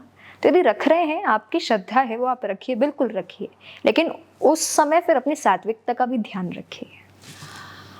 श्री कृष्ण का बाल स्वरूप में ऐसा कोई प्रसंग जो आपको, आपके दिल को बहुत लुभाता है, आपके करीब है? भगवान की बाल लीलाएं, उसमें से एक हाथ। जब प्रभु श्री कृष्ण यशोदा जी से कहते हैं कि मैया मेरा राधा से विवाह करा दो, तो वो वाला प्रसंग जब भी मैं कहती हूँ मुझे बहुत अच्छा लगता है। मतलब वो प्रसंग आता है कि ठाकुर जी, यशोदा मैया और भगवान के कुछ मित्र सब बैठे हुए हैं आंगन में। तो यशोदा मैया भगवान को कथाएं सुनाती रहती थी, कहानियाँ। तो कुछ दूर पर ही एक मोर और मोरनी का जोड़ा नृत्य कर रहा है। श्री कृष्ण की नज़र पड़ी तो भगवान मोर को जानते हैं पर मोरनी को नहीं जानते। अब बच्चा जब छोटा होता है तो बहुत सी बातें मन में आती हैं, माता पिता से पूछते भी हैं। तो ऐसे भगवान ने यशोदा मैया से पूछा कि मैया ये मोर को तो मैं जानूं, ये ब्रज भाषा में कहते हैं, तो मोर को तो मैं जानूं, पर ये मोर के साथ कौन है? तो मैया बोलती मोरनी। भगवान कहते मोरनी कौन है? अब मैया कहती छोटा सा है, खूब प्रश्न करेगा। तो यशोदा मैया कह देती हैं अरे वो मोर की पत्नी है। भगवान कहते अच्छा, हमेशा साथ रहती हैं? यशोदा मैया कहती हाँ, हमेशा साथ रहती हैं। तो ठाकुर जी कहते हैं मैया से बड़े नटखट स्वरूप में कि मैया जब मोर की पत्नी उसके साथ रहती है तो मेरी पत्नी मेरे साथ क्यों नहीं रहती? यशोदा मैया जोर से हंसती हैं। तो मैया कहती हैं बेटा उसके लिए ब्याह करना पड़े। भगवान कहते करा दो। ठाकुर जी कहते ये तो बताओ कि मेरी पत्नी है कौन? यशोदा मैया सोचती है इतना छोटा बालक है, मैं बोलूँ तो बोलूँ क्या? तो यशोदा मैया कह देती हैं अरे वो छोटी सी लड़की वो दिन भर तुम्हारे साथ खेलती है, राधा, हाँ वो तुम्हारी पत्नी है। तो फिर भगवान जिद पकड़ लेते हैं कि मुझे राधा से ब्याह करना है। फिर एक भजन भी आता है, उसके माध्यम से समझाते हैं। अच्छा, मेरे को भी इस बात का हमेशा से कंफ्यूजन है कि राधा जी जो थी वो कृष्ण भगवान की पत्नी थी, राधा जी श्री कृष्ण की शक्ति हैं। वाइफ नहीं, रुक्मिणी जी हैं। देखिए, मेरा ये कहना है कि श्री कृष्ण की शक्ति राधा है। कहा जाता है कि राधा में ही श्री कृष्ण समाये है, श्री कृष्ण में ही राधा समाई है। कहा जाता है भगवान की 16,108 रानियां आई थी। ये बात ब्रह्म पुराण में कही गई है, विष्णु पुराण में कही गई है, विष्णु पुराण के पंचम अंश के 33वें अध्याय में, कि भगवान की 16,108 रानियां हैं। लेकिन उन्होंने विवाह रुक्मिणी जी से करा था, और बाकी राधा रानी श्री कृष्ण की शक्ति हैं। कोई अपने आप से विवाह नहीं कर सकता। अच्छा, जीवन क्या है? देखिए, एक भजन आता है, उसके कुछ बोल है, मैं आपको उससे समझाती हूँ। कि 4 दिना की है जिंदगानी, भजले प्रभु को ना कर नादानी, फिर जिसने जैसा किया वैसा पाया। तो मेरा यही कहने का अर्थ है कि जीवन जो है वो बहुत छोटा है। हम जीवन जी जरूर रहे हैं, लेकिन अधिकांश लोगों को यही नहीं पता कि हमारे जीवन का अर्थ क्या है, हमें जीवन व्यतीत क्यों करना है, किस लिए करना है। जब कहते हैं कि हम गर्भ में होते हैं, हमारी माँ के गर्भ में होते हैं, तो कहा जाता है कि हम भगवान से प्रार्थना करते हैं उस समय, क्योंकि बहुत कष्ट होता है कि हम प्रार्थना करते हैं, प्रभु हमें बाहर की दुनिया दिखा दो, हम आपका भजन करेंगे। पर असल में जब गर्भ से बच्चा बाहर आता है तो भजन छोड़ के भोजन में लग जाता है। तो हमें यही नहीं पता कि हमारे जीवन का अर्थ क्या है, हमें जीवन जीना क्यों है। तो मेरा यही कहना है कि यदि आपको ये मनुष्य तन मिला है, मनुष्य योनि मिली है, जो कि बहुत भाग्य से मिलती है, तो इसे व्यर्थ ना जाने दीजिए। आपको ये जीवन मिला है तो सही जगह पर लगाइए, सही जगह पर इस बुद्धि का प्रयोग कीजिए। पर मेरा क्वेश्चन अभी भी यही है, जीवन है क्या? देखिए, कहा जाता है कि जो मनुष्य तन है ये बहुत भाग्य से मिलता है। 84 लाख योनियों में भ्रमण करने के बाद हमें ये तन मिल पाता है। कि बड़े भाग मानुष तन पावा, सुर दुर्लभ सब ग्रंथ ही गावा, साधन धाम मोक्ष करी द्वारा, पाई न जे ही परलोक सवारा। कि हमें ये जो तन है ये बहुत भाग्य से मिलता है। कहते हैं कि हमारी जो बुद्धि है वो सर्वश्रेष्ठ है। मानव की बुद्धि सर्वश्रेष्ठ होती है, कि हमें सब पता है कि हमारे लिए सही क्या है, हमारे लिए गलत क्या है, परंतु फिर भी हम इस बुद्धि को गलत जगह पर लगाते हैं, गलत कर्म करते हैं। तो जीवन का यही उद्देश्य होना चाहिए कि आप सत्कर्म करें। प्रभु ने आपको जो सर्वश्रेष्ठ बुद्धि दी है, उस बुद्धि को आप उनके ही चरणों में लगाएं। अच्छा, ट्रोलिंग का ज़माना है, जब आप कथा करती हैं तो किन किन बातों का ध्यान रखती हैं? मैं जब कथा करती हूँ तो बस मेरे मन में एक यही बात होती है कि मेरी कथा से ज़्यादा व्यक्ति धर्म से जुड़े, क्योंकि आज का जो यूथ है वो कहीं ना कहीं दूर होता जा रहा है। तो मेरा यही है कि यदि मेरे कारण एक व्यक्ति भी धर्म से जुड़ गया, ईश्वर के प्रति समर्पण भाव बढ़ गया उसका, तो मेरा कथा करना सफल है, फिर चाहे व्यक्ति मुझे ट्रोल ही क्यों ना करे। हाँ। अच्छा, एक और चीज़ हम देखते हैं कि आपको अधिकतर हमने देखा भी है कि छोटी जया किशोरी बोलते हैं, तो उस बात को आप कैसे लेते हैं?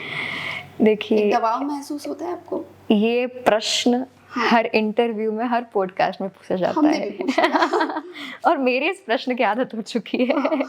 तो देखिए, ये बात सत्य है कि वर्तमान में जया किशोरी जी एक बड़ा नाम है, क्योंकि वो इस फील्ड में पहले से है। आप सुनती हैं उन्हें? बहुत रेयरली, मुझे टाइम क्योंकि इतना नहीं रहता है। तो मैं यही कह रही हूँ आपसे कि वर्तमान में वो बड़ा नाम है, क्योंकि वो इस फील्ड में पहले आए। मैं इस फील्ड में कुछ समय से ही आई हूँ, बहुत ज़्यादा समय मुझे नहीं हुआ है इस फील्ड में आए। मेरा यही कहना है कि उनका अपना एक व्यक्तित्व है, मेरा अपना एक व्यक्तित्व है, और मैं अनन्या शर्मा ही रहना चाहती हूँ, क्योंकि मैंने अपना रास्ता स्वयं बनाया है, आगे भी मैं स्वयं ही बनाऊंगी। तो इस तरह के प्रश्न पे बस हंसी ही आती है, कोई दबाव नहीं लगता। अच्छा, युवाओं को आप क्या संदेश देना चाहेंगी? हमारे चैनल के माध्यम से आप क्या संदेश देना चाहेंगी? मैं युवाओं को यही संदेश दूंगी कि सबसे पहले जीवन में लक्ष्य निर्धारित कीजिए, क्योंकि अधिकतर युवाओं को यही नहीं पता है हमें करना क्या है, हमारे जीवन का उद्देश्य क्या है, मोटिव क्या है। तो मेरा यही कहना है कि सबसे पहले आप लक्ष्य निर्धारित कीजिए कि आपको क्या करना है, और यदि निर्धारित कर लिया है तो उसको प्राप्त करने के लिए मन में जुनून सवार कर लीजिए, क्योंकि बंद आंखों से हर व्यक्ति स्वप्न देखता है, पर मेरा ये कहना है आप खुली आंखों से देखो। उसके लिए आध्यात्म से जुड़ना ज़रूरी है। यदि आप आध्यात्म से जुड़ेंगे तो आपको मानसिक शांति मिलेगी, जो आज के समय में बहुत ज़रूरी है, क्योंकि आजकल का युवा ओवर थिंकिंग में ही परेशान है। हाँ, मैं ये क्वेश्चन पे भी आने वाली थी कि मानसिक शांति कैसे मिलती है। जैसा मैंने कहा कि ओवर थिंकिंग, हाँ, अधिकतर लोग इसके शिकार हैं। पहले से ही सोच लेंगे ये होगा तो वैसा हो जाएगा, तो वैसा हो जाएगा, पर देखिए अंत में वही होगा जो राम रचि रखा, जो भगवान ने लिख रखा है। और मानसिक शांति आपको तभी मिलेगी जब आप ईश्वर के श्री चरणों के नजदीक आएंगे। अच्छा, अगर ये बातें सच है तो फिर भगवान राम को भी अगले दिन राज्याभिषेक होना था उनका, लेकिन उनको वनवास हुआ। तो उस टाइम पे तो और बहुत अच्छे सतयुग में बहुत अच्छे संत महात्मा रहे होंगे, बहुत हमसे बहुत अच्छे, जिनके मन में छल कपट कुछ नहीं रहा होगा। तो कलयुग में ये संभव है? देखिए, जैसे अभी आपने प्रभु श्री राम की बात करी, हाँ। तो भगवान ने जो अवतार लिए हैं 24 अवतार में 2 अवतार पूर्ण रूप से आते हैं। एक श्री कृष्ण, श्री राम, जो कि प्रभु ने मानव स्वरूप में धारण किए। तो जब हम बात करें यदि भगवान के दोनों स्वरूप की, चाहे वो प्रभु श्री कृष्ण हो या प्रभु श्री राम हो, बहुत कठिनाइयां देखी हैं। हम तो मनुष्य हैं, वो तो भगवान है। वो चाहते तो ऐसे काम हो जाता है, लेकिन उन्होंने मनुष्य तन धारण किया। तो जब उनको आदेश मिला कि नहीं आपको वनवास जाना है, तो तुरंत वनवास गए, क्योंकि वो जानते थे कि मनुष्य तन में मैं आया हूँ, मनुष्य योनि मुझे मिली है, तो मुझे भी वही सारी चीज़ें करना है। तो हमें सबसे पहले तो भगवान से सीखना है। हम सोचते हैं भगवान ने हमें दुख दे दिया, हम ये क्यों नहीं देख रहे कि भगवान भी जब इस रूप में आए थे तो उन्होंने कितना सहा था। प्रभु श्री कृष्ण की बात करें, जन्म के बाद ही माता पिता से दूर हो गए।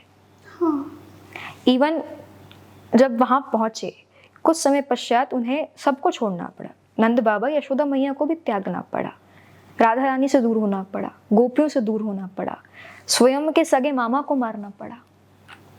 तो जब हम देखें भगवान के स्वरूप को, तो उन्होंने भी इतना कुछ झेला है। और हम तो कलयुग के प्राणी हैं। हाँ। हम पैनिक बहुत जल्दी करते हैं, बहुत जल्दी सोचने लगते हैं, कुछ भी मन में आने लगता है। तो यदि ऐसा कुछ आपको लग रहा है तो सबसे पहले आप भगवान के स्वरूप को देखिए, अपने आप आपकी सारी आशंकाएं दूर हो जाएंगी। योग वगैरह करती हैं आप?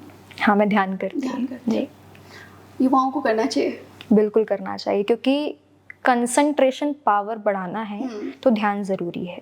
क्योंकि आजकल ध्यान बहुत भटक रहा है सबका। हाँ। हम एक चीज़ पर कंसंट्रेट नहीं रह पाते हैं बहुत देर तक। तो यदि आपको अपना कंसंट्रेशन पावर बढ़ाना है तो ध्यान बहुत अच्छा मार्ग है। एक और चीज़ देखते हैं हम कि आजकल युवा आत्महत्या पे भी जी, मतलब जीवन से बहुत जल्दी ऊब जाते हैं, निराश हो आत्महत्या जाते जैसे हैं। कदम उठा लेते हैं। ये कितना सही है?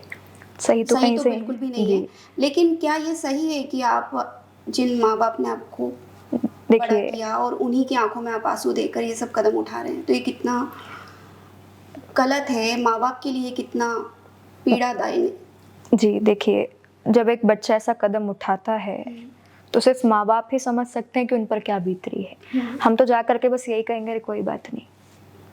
पर मेरा ये कहना है कि यदि कोई बच्चा ऐसा कदम उठा रहा है तो मन में बस एक बार आप पहले सोच लो, दुनिया को छोड़ो, दुनिया क्या कह रही है। वो 4 लोग तो आपकी मृत्यु के बाद भी कहेंगे।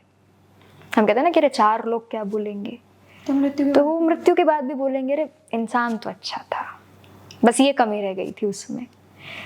तो यदि आप वो 4 लोगों के कारण फ्रस्ट्रेट हो रहे हो तो ये ठीक नहीं है। यदि आप आत्महत्या के उस दौर में जा रहे हो, वो कदम उठाने वाले हो, तो बस एक बार पहले अपने माँ बाप के चेहरे को देख लो। आप अपने आप को कैसे मजबूत रखती हैं? क्योंकि ट्रोलिंग तो आपकी भी होती होगी। जी जी बिल्कुल।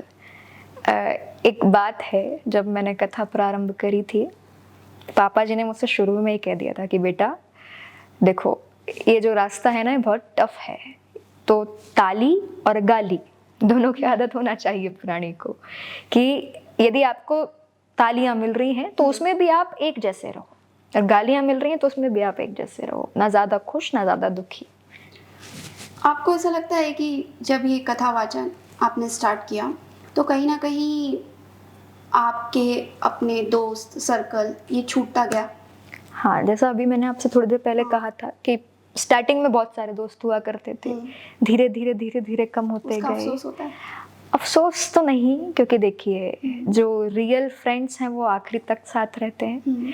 और बहुत कम फ्रेंड है मेरे वैसे तो, पर जितने भी हैं वो मेरे अपने हैं। मुझे पता है मेरे साथ हमेशा खड़े हैं, जो शुरू से मुझे देखते आए हैं।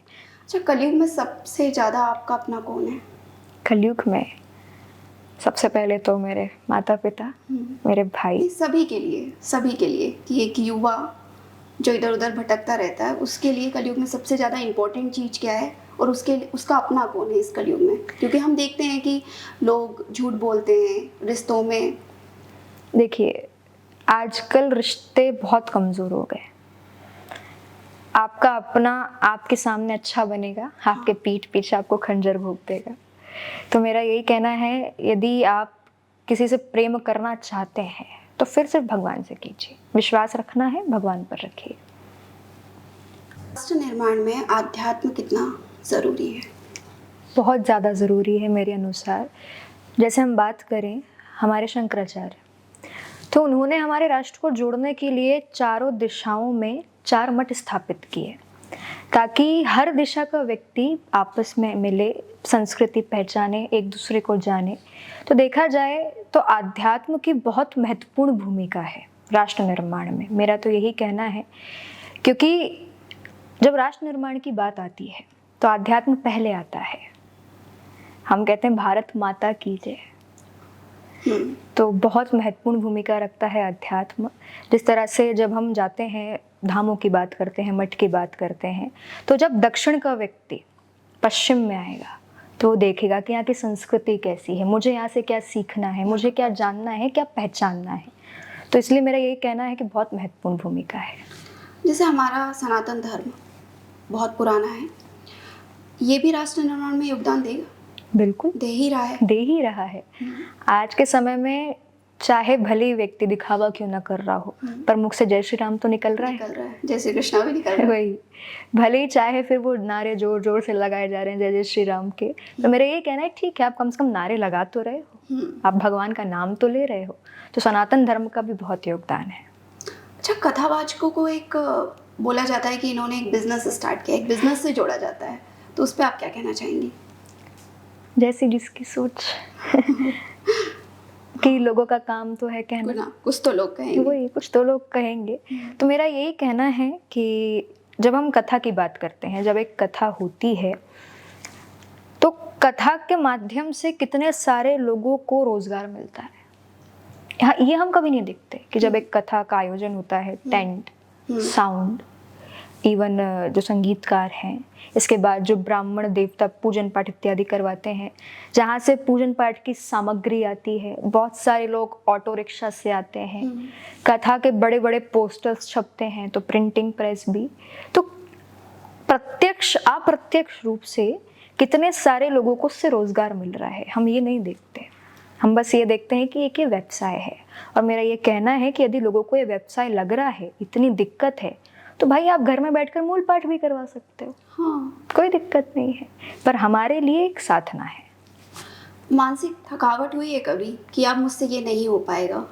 देखिए, मानसिक थकावट तो कभी मुझे हुई नहीं, दबाव महसूस? भगवान के नाम में आनंद है। हाँ। दबाव महसूस भी नहीं हुआ, क्योंकि कथा मंच पे जाने से पहले हम स्वयं को बहुत प्रिपेयर करते हैं, क्योंकि हर व्यक्ति का निजी जीवन है, सबके जीवन में समस्याएं चलती रहती हैं। मैं आपको एक छोटा सा इंसिडेंट बताती हूँ। तो ये बात है उदयपुर कथा की, जो कि पहली लाइव थी मेरी टीवी पर, आस्था भजन पे। पर असल में उस टाइम पे मेरी तबीयत बहुत ख़राब हो गई थी कि टॉन्सिल्स बढ़ गए थे, फीवर भी था, और अब पहला लाइव है। तो लेकिन मैंने खुद को बहुत प्रिपेयर करा पहले कि नहीं, पहला लाइव है, चाहे तबीयत ख़राब हो, मुझे अपना बेस्ट देना है। तो कभी कभी ऐसा होता था कि बीच में खांसी आ जाती थी, फिर कैमरामैन कैमरा घुमाते थे, पापा मुझे दवाई देते थे। तो ऐसे बहुत सी चीज़ें होती हैं छोटी छोटी जीवन में, लेकिन इनके कारण मैं कभी दबाव महसूस नहीं करती। बस मन में ये आता है कि अब और अच्छा करना है। अच्छा, युवाओं में जो मानसिक तनाव है उसे कैसे दूर किया जाए, क्योंकि ये समस्या आजकल बहुत आ रही है? जी, देखिए, आप बस दवाई से आपको रिलीफ मिल सकता है, जड़ से इलाज नहीं हो सकता। तो मेरा ये कहना है कि आप जितना हो सकता है मेडिटेशन कीजिए, क्योंकि आज का युवा इससे भगता है दूर। क्या ये मेडिटेशन कैसे करेंगे? क्योंकि शुरू में आप सोच रहे हैं कि यदि पहले दिन से ही आपका ध्यान प्रारंभ हो जाएगा, लगने लगेगा, तो ऐसा नहीं होगा। आप ध्यान शुरू करेंगे, पहले आपका बहुत ध्यान भटकेगा, इधर उधर होगा, तो धीरे धीरे आप अपना टाइम ड्यूरेशन बढ़ाइए। लेकिन यदि आप मेडिटेशन करने लगते हैं, आपका ध्यान लगने लगता है, तो आपको बहुत शांति मिलेगी। कथा वाचन के दौरान अंतिम उसमें आपको लोग अपनी प्रॉब्लम्स बताते हैं, वो किस तरह की होती है? देखिए, एक संत ने कहा है कि कोई तन दुखी, कोई मन दुखी, हाँ। कोई धन बिन रहत उदास, थोड़े थोड़े सब दुखी, पर सुखी राम के दास। कि आज के समय में कोई भी व्यक्ति ऐसी नहीं है जो छाती ठोक कर कह दे कि हाँ भाई मैं सुखी हूँ। हाँ। हमें बस लगता है कि उसके बड़े मजे हैं, वो बड़ा खुश है, पर जब आप उस व्यक्ति के पास जाओगे तो वो 100 दुख अपने गिनवा देगा आपको लगेगा नहीं भाई मैं ही ठीक हूँ। तो कहने का यही अर्थ है कि कोई आता है कि अरे हमें बहुत बीमारियां हैं, हम बड़े परेशान हैं। कोई आता है कि घर पर सास बहू की लड़ाइयाँ चल रही हैं, मानसिक शांति नहीं मिल रही है। तो कोई धन से दुखी होता है। तो कहने का यही मेरा अर्थ है कि सुखी राम के दास। कि देखिए, निवारण तो हर समस्या का होता है, आज नहीं तो कल। ये हो सकता है कि आपकी समस्या बड़ी होगी तो समाधान निकलने में समय लग जाए, लेकिन बस यही है कि आज के समय में पेशेंस नहीं है। हमें बस हर चीज़ का रिजल्ट जल्दी चाहिए, पर पेशेंस रखना बहुत ज़रूरी है और उस समय में भगवान पर विश्वास रखना आवश्यक है। मध्य प्रदेश के बाहर भी आप कथा करने जाती हैं, कैसा अनुभव रहता है? बहुत अच्छा लगता है मुझे, क्योंकि अधिकतर मेरी कथाएं मध्य प्रदेश के बाहर ही होती हैं। जैसे बिहार, अधिकतर बिहार, झारखंड, वेस्ट बंगाल, यूपी, महाराष्ट्र। तो जब अलग अलग प्रदेशों में मैं जाती हूँ तो वहाँ की संस्कृति को देखती हूँ तो एक अलग सा अपनापन लगता है। क्या वहाँ पर क्या परिदृश्य रहता है? जैसे कभी कभी होता है लैंग्वेज इशू। हाँ। क्योंकि जब हम गांव देहात में जाते हैं तो वहाँ की बिल्कुल ठेठ बोली होती है। जैसे मान लीजिए हम वेस्ट बंगाल जाते हैं तो ये भी होता है कि कभी कभी हमें उनकी बातें समझ नहीं आती, फिर उसके बाद उनके भाव समझने पड़ते हैं कि उनके भाव क्या है, वो कहना क्या चाहते हैं, उसे समझ में आ जाता है। तो जब जाते हैं तो जब अलग अलग संस्कृति देखते हैं तो हर जगह से कुछ ना कुछ सीखने मिलता है। आजकल के ज़माने में हर व्यक्ति दुखी है, कोई भी संतुष्ट नहीं है। सुख क्या है और हम अपने मन को कैसे प्रसन्न रखें, इसकी? देखिए, सबसे पहले मेरा यही कहना है कि सुख की हर व्यक्ति की अपनी परिभाषा है, हर व्यक्ति का अपना तरीका है देखने का कि मुझे इसमें सुख मिलेगा। पर मेरा यही कहना है कि यदि आप सुखी रहना चाहते हो तो सबसे पहले अपनी ज़रूरतों को सीमित रखना सीखो। कहते हैं ना, वो जितनी चद्दर है उतना ही पैर फैलाना चाहिए। वो सबसे सही बात है कि जितना आवश्यक है आप उतना ही कीजिए।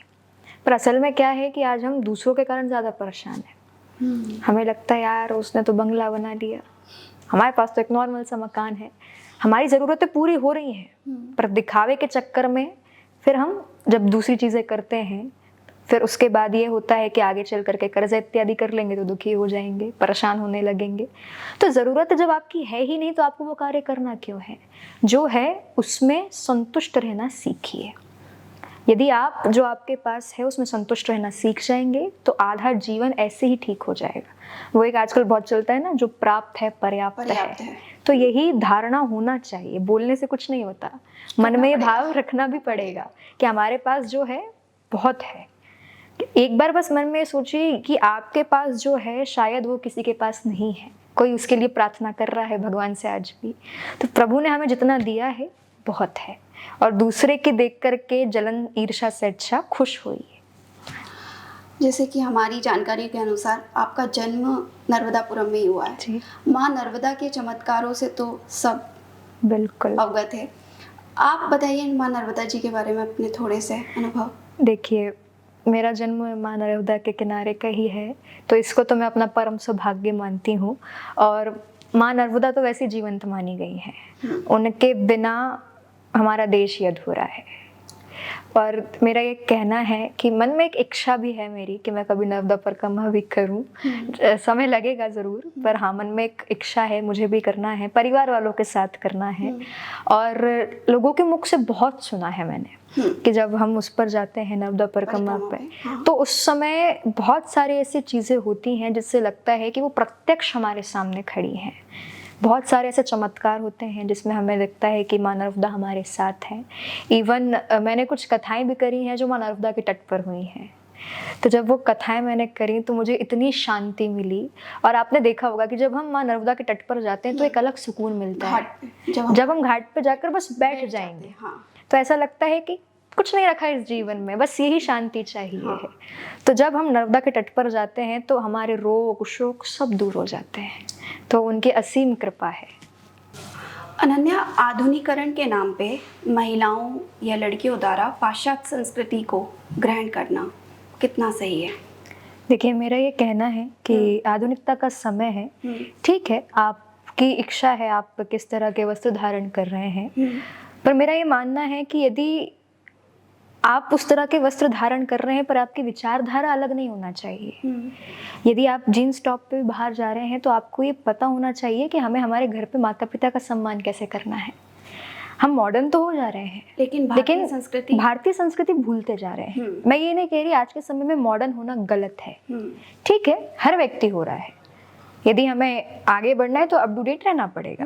पर मेरा ये मानना है कि साथ ही साथ हमारी संस्कृति भी चलती रहे तो ठीक है। लेकिन आजकल ये हो यही रहा है कि लोग जो हैं मॉडर्न धारणा तो अपना रहे हैं पर पुरानी भूलते जा रहे हैं। इसी कारण घर में विवाद हो रहे हैं। अच्छा, आजकल जैसे हमारे 16 संस्कार में विवाह संस्कार मुख्य है, लेकिन लोग लिविंग में रह रहे हैं, तो उसके लिए आप क्या कहना चाहेंगी? बात फिर वहीं घूम फिर करके आ गई। इसमें मैं दोषी सबसे पहले माता पिता को कहूँगी, क्योंकि क्या माता पिता को नहीं पता कि उनके बच्चे क्या कर रहे हैं? ज़रूर पता है ना। पता है। मेरा यही कहना है कि आपने घर का वातावरण ऐसा क्यों नहीं रखा कि आपकी बेटी आपसे बोल पाए। यदि बेटी बोलना भी चाहे, हिम्मत भी करती है, अपनी माँ के पास आती है, क्योंकि सबसे पहले जैसा मैं जानती हूँ, जितना मुझे पता है कि यदि मुझे भी कुछ होगा तो सबसे पहले मैं अपनी माँ से बोलूँगी। और मैं जानती हूँ कि यदि वो मेरे साथ हैं तो वो पापा से बात कर लेंगी। लेकिन होता असल में ये है कि अधिकतर माताएं अपने बच्चों को चुप करा देती हैं कि नहीं नहीं पापा से नहीं बोलना, वो डांट देंगे। और इवन वो बातें बताती तक नहीं है। तो फिर बच्चों को लगता है कि जब माँ बाप ही सपोर्ट नहीं कर रहे तो क्या करें, बातें छुपाना शुरू कर देते हैं। यदि माता पिता उनकी बातों को सुनेंगे समझेंगे तो बच्चे ये कदम नहीं उठाएंगे। और मेरा तो ये कहना है कि बिल्कुल गलत है, क्योंकि तर्क तो हर व्यक्ति इस पे कर रहा है पर कुतर्क भी बहुत होते हैं। तो अपनी अपनी मानसिकता भी है, पर मैं इसमें दोषी माता पिता को ठहराती हूँ। अच्छा, माता पिता का केवल ये दोष तो नहीं है, लेकिन कहीं ना कहीं हम देखते हैं कि हमारी एजुकेशन, हमारा पूरा जो सिस्टम है, सोशल मीडिया, सब कुछ ही इसमें इंक्लूडेड है। बिल्कुल। जैसे कहीं ना कहीं इसके पीछे का एक रीज़न ये भी है कि व्यक्ति मॉडर्न तो हो रहा है, जैसे अभी मैंने आपसे कहा कि मॉडर्न तो हो रहा है पर पुरानी चीज़ें भूलता जा रहा है, हमारी संस्कृति भूलता जा रहा है। यदि आज हम स्कूलों की बात करें, कॉन्वेंट स्कूल की, तो कहीं ना कहीं उसमें वो भी कारण है। जैसे हम जाते हैं स्कूलों में तो पहले के समय में मुझे याद है जब मैं पढ़ती थी तो कहीं ना कहीं महाभारत, रामायण, इनकी शिक्षाएं हमें दी जाती थी, हमें बताया जाता था, संदेश दिए जाते थे। परंतु आज के समय में स्कूलों में ये सब बंद हो चुका है। कहीं ना कहीं ये भी रीज़न है कि बच्चों को बचपन से ही हम धर्म से दूर करते जा रहे हैं, तो आगे चल करके बच्चा पूरी तरह से दूर हो जाता है। लव जिहाद क्या कहेंगी?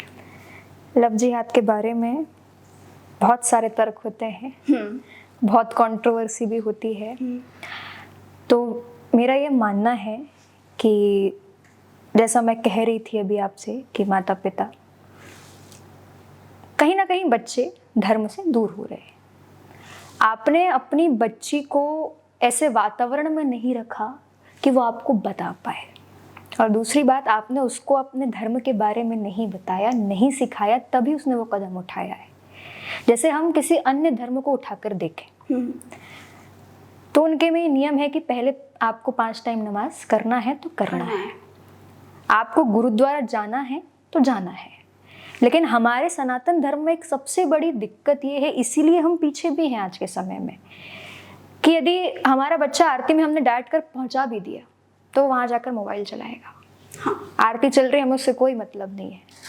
यदि वो कथा में भी बैठा है तो उसका ध्यान कथा में नहीं होगा, वो वहां पर भी मोबाइल चलाएगा।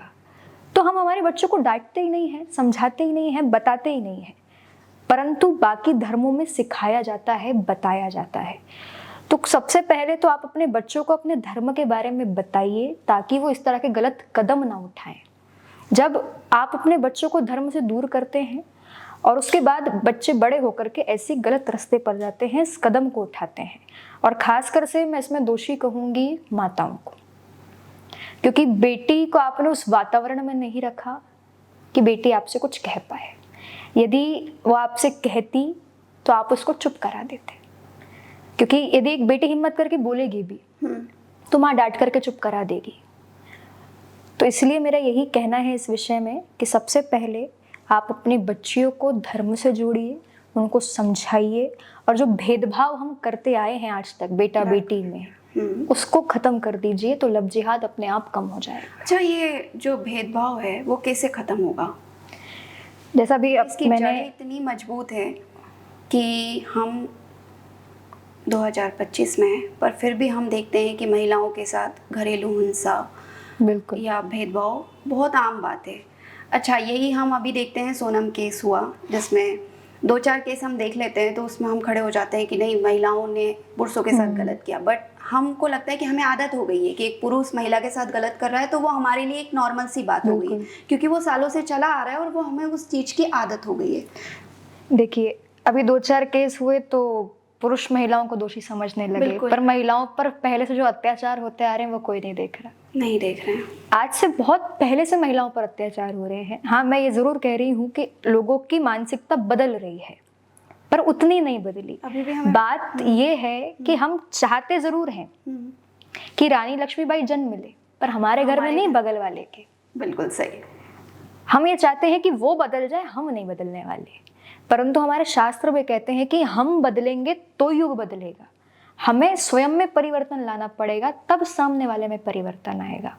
तो ये जो हम भेदभाव करते आए हैं बेटा बेटी में, कि अधिकतर घरों में होता है बेटे को ज़्यादा बढ़ावा दिया जा रहा है, बेटियों को नहीं, तो कहीं ना कहीं फिर बेटियां अपनी बातें छुपाने लगती हैं, उनको वो फ्रीडम नहीं मिल पाती है, तो आगे चल करके वो गलत कदम उठाती हैं। तो इसलिए आप अपने दोनों बच्चों को सामान्य मानिए। अच्छा, राजनीति में धर्म और धर्म में राजनीति, ये क्या सही है? देखिए, जिस तरीके से हस्तक्षेप हो रहा है। जी, मेरा ये कहना है कि राजनीति में धर्म फिर भी ठीक है, पर धर्म में राजनीति कहीं से कहीं तक ठीक नहीं है। कैसे?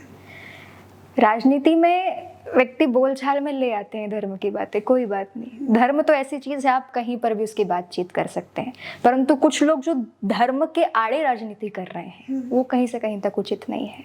अभी तो यही चल रहा है, ये तो ट्रेंड है। हाँ। और जैसा मैंने कहा आपसे कि हम लोगों की मानसिकता पूरी तरह से नहीं बदल सकते, हम बस अपने नज़रिए से देख सकते हैं, या तो हमें अपना नज़रिया बदलना पड़ता है आखिरी में। परंतु मेरा यही कहना है कि धर्म में राजनीति उचित नहीं है, क्योंकि धर्म जो है वो ईश्वर से कनेक्टेड है। धर्म की हम बात करते हैं, धर्म का आधार ईश्वर है, परमात्मा है, परमपिता परमेश्वर है। धर्म की परिभाषा आती है कि धर्म वो है जिसमें सत्य, दया, तपस्या, इच्छा, अहिंसा, स्वाध्याय, ऐसे करीब 30 लक्षण हैं। यदि वो किसी में है तो उस व्यक्ति में धर्म माना जाता है। तो मेरा यही कहना है कि धर्म वो है जिससे आपका अंतःकरण शुद्ध होता है, तो धर्म के आड़े राजनीति करना उचित नहीं है। ठीक है, अब हमारा रैपिड फायर। आपका पसंदीदा रंग? मेरा पसंदीदा रंग मोहे श्याम रंग है भाया। अच्छा, पसंदीदा movie? Movie Uri the surgical strike. पसंदीदा बुक? पसंदीदा बुक फिलहाल मैंने अभी एक रिसेंट में बुक पढ़ी है, कर दिखाओ कुछ ऐसा, मोटिवेशनल बुक है, बहुत अच्छी है। किसकी? पसंदीदा खेल?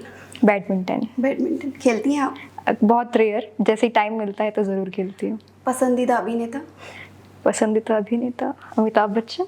अच्छा, पसंदीदा कथा? भागवत या फिर रामायण? भागवत। भागवत। श्री कृष्ण को कौन से रूप में देखती हैं? सखा स्वरूप। सखा स्वरूप, ठीक है। आप राजनीति में आना चाहेंगी? देखिए, फिलहाल तो ऐसा मैंने कुछ सोचा नहीं है, परंतु समय, हाँ, कोई नहीं जानता कब कैसा आ जाए। तो अभी तो मेरा ये मानना है कि ऐसा कुछ नहीं है, पर आगे यदि कुछ होगा तो ज़रूर सोचूंगी। अच्छा, बचपन का ऐसा कोई मोमेंट जिससे आपको अभी भी हंसी आ जाती हो? वैसे तो बहुत सारे मोमेंट हैं, पर एक मोमेंट है जो आज भी मुझे हंसी दिलाता है। छोटी थी मैं, 2 या 3 साल की ही होंगी। होली खेलने का बड़ा शौक था। अब छोटी सी थी, बाल्टी बहुत बड़ी थी, पिचकारी भरने गई थी तो खुद ही गिर गई थी बाल्टी में। तब से अंदर खौफ बैठ गया था होली का। हाँ। तो उसके बाद से जब भी कोई रंग लगाने आता था तो पलंग के नीचे छुप जाती थी। तो बहुत 3-4 साल बाद फिर होली खेलना शुरू करा। तो आज जब भी याद करती हूँ तो हंसी आती है। अच्छा, इंडिपेंडेंट डे आ रहा है, तो आप हमारे चैनल के माध्यम से देश के लिए क्या संदेश देना चाहती है, युवाओं को क्या कहना चाहती हैं? सबसे पहले मैं यही कहना चाहूँगी, स्वतंत्रता दिवस आ रहा है तो आप सभी को बहुत सारी शुभकामनाएं। और आप सभी से निवेदन है कि आप सभी अपने राष्ट्र को अपना श्रेष्ठ प्रदान करें ताकि हमारा राष्ट्र फिर से विश्व गुरु की ओर अग्रसर हो सके। और युवाओं को मेरा यही संदेश है कि थोड़ा इस मोह माया से दूर हटकर, मोह माया आज के समय में हमारा मोबाइल है, तो उससे थोड़ा सा दूर हट करके अपने लक्ष्य पर फोकस कीजिए तो सफलता ज़रूर मिलेगी। दोस्तों, ये थी अनन्या शर्मा जी की कहानी, जिनसे मिलकर आज हमें ये लगा कि सपने छोटे हो या बड़े हो, बट उसके लिए हमें त्याग और समर्पण रखना चाहिए। धन्यवाद अनन्या, जो आपने अपना इतना अमूल्य समय हमें दिया। बहुत अच्छा लगा आप सभी से मिलकर। दोस्तों, अगर आपको हमारा ये वीडियो पसंद आता है तो प्लीज़ लाइक कीजिए, शेयर कीजिए और सब्सक्राइब कीजिए। धन्यवाद।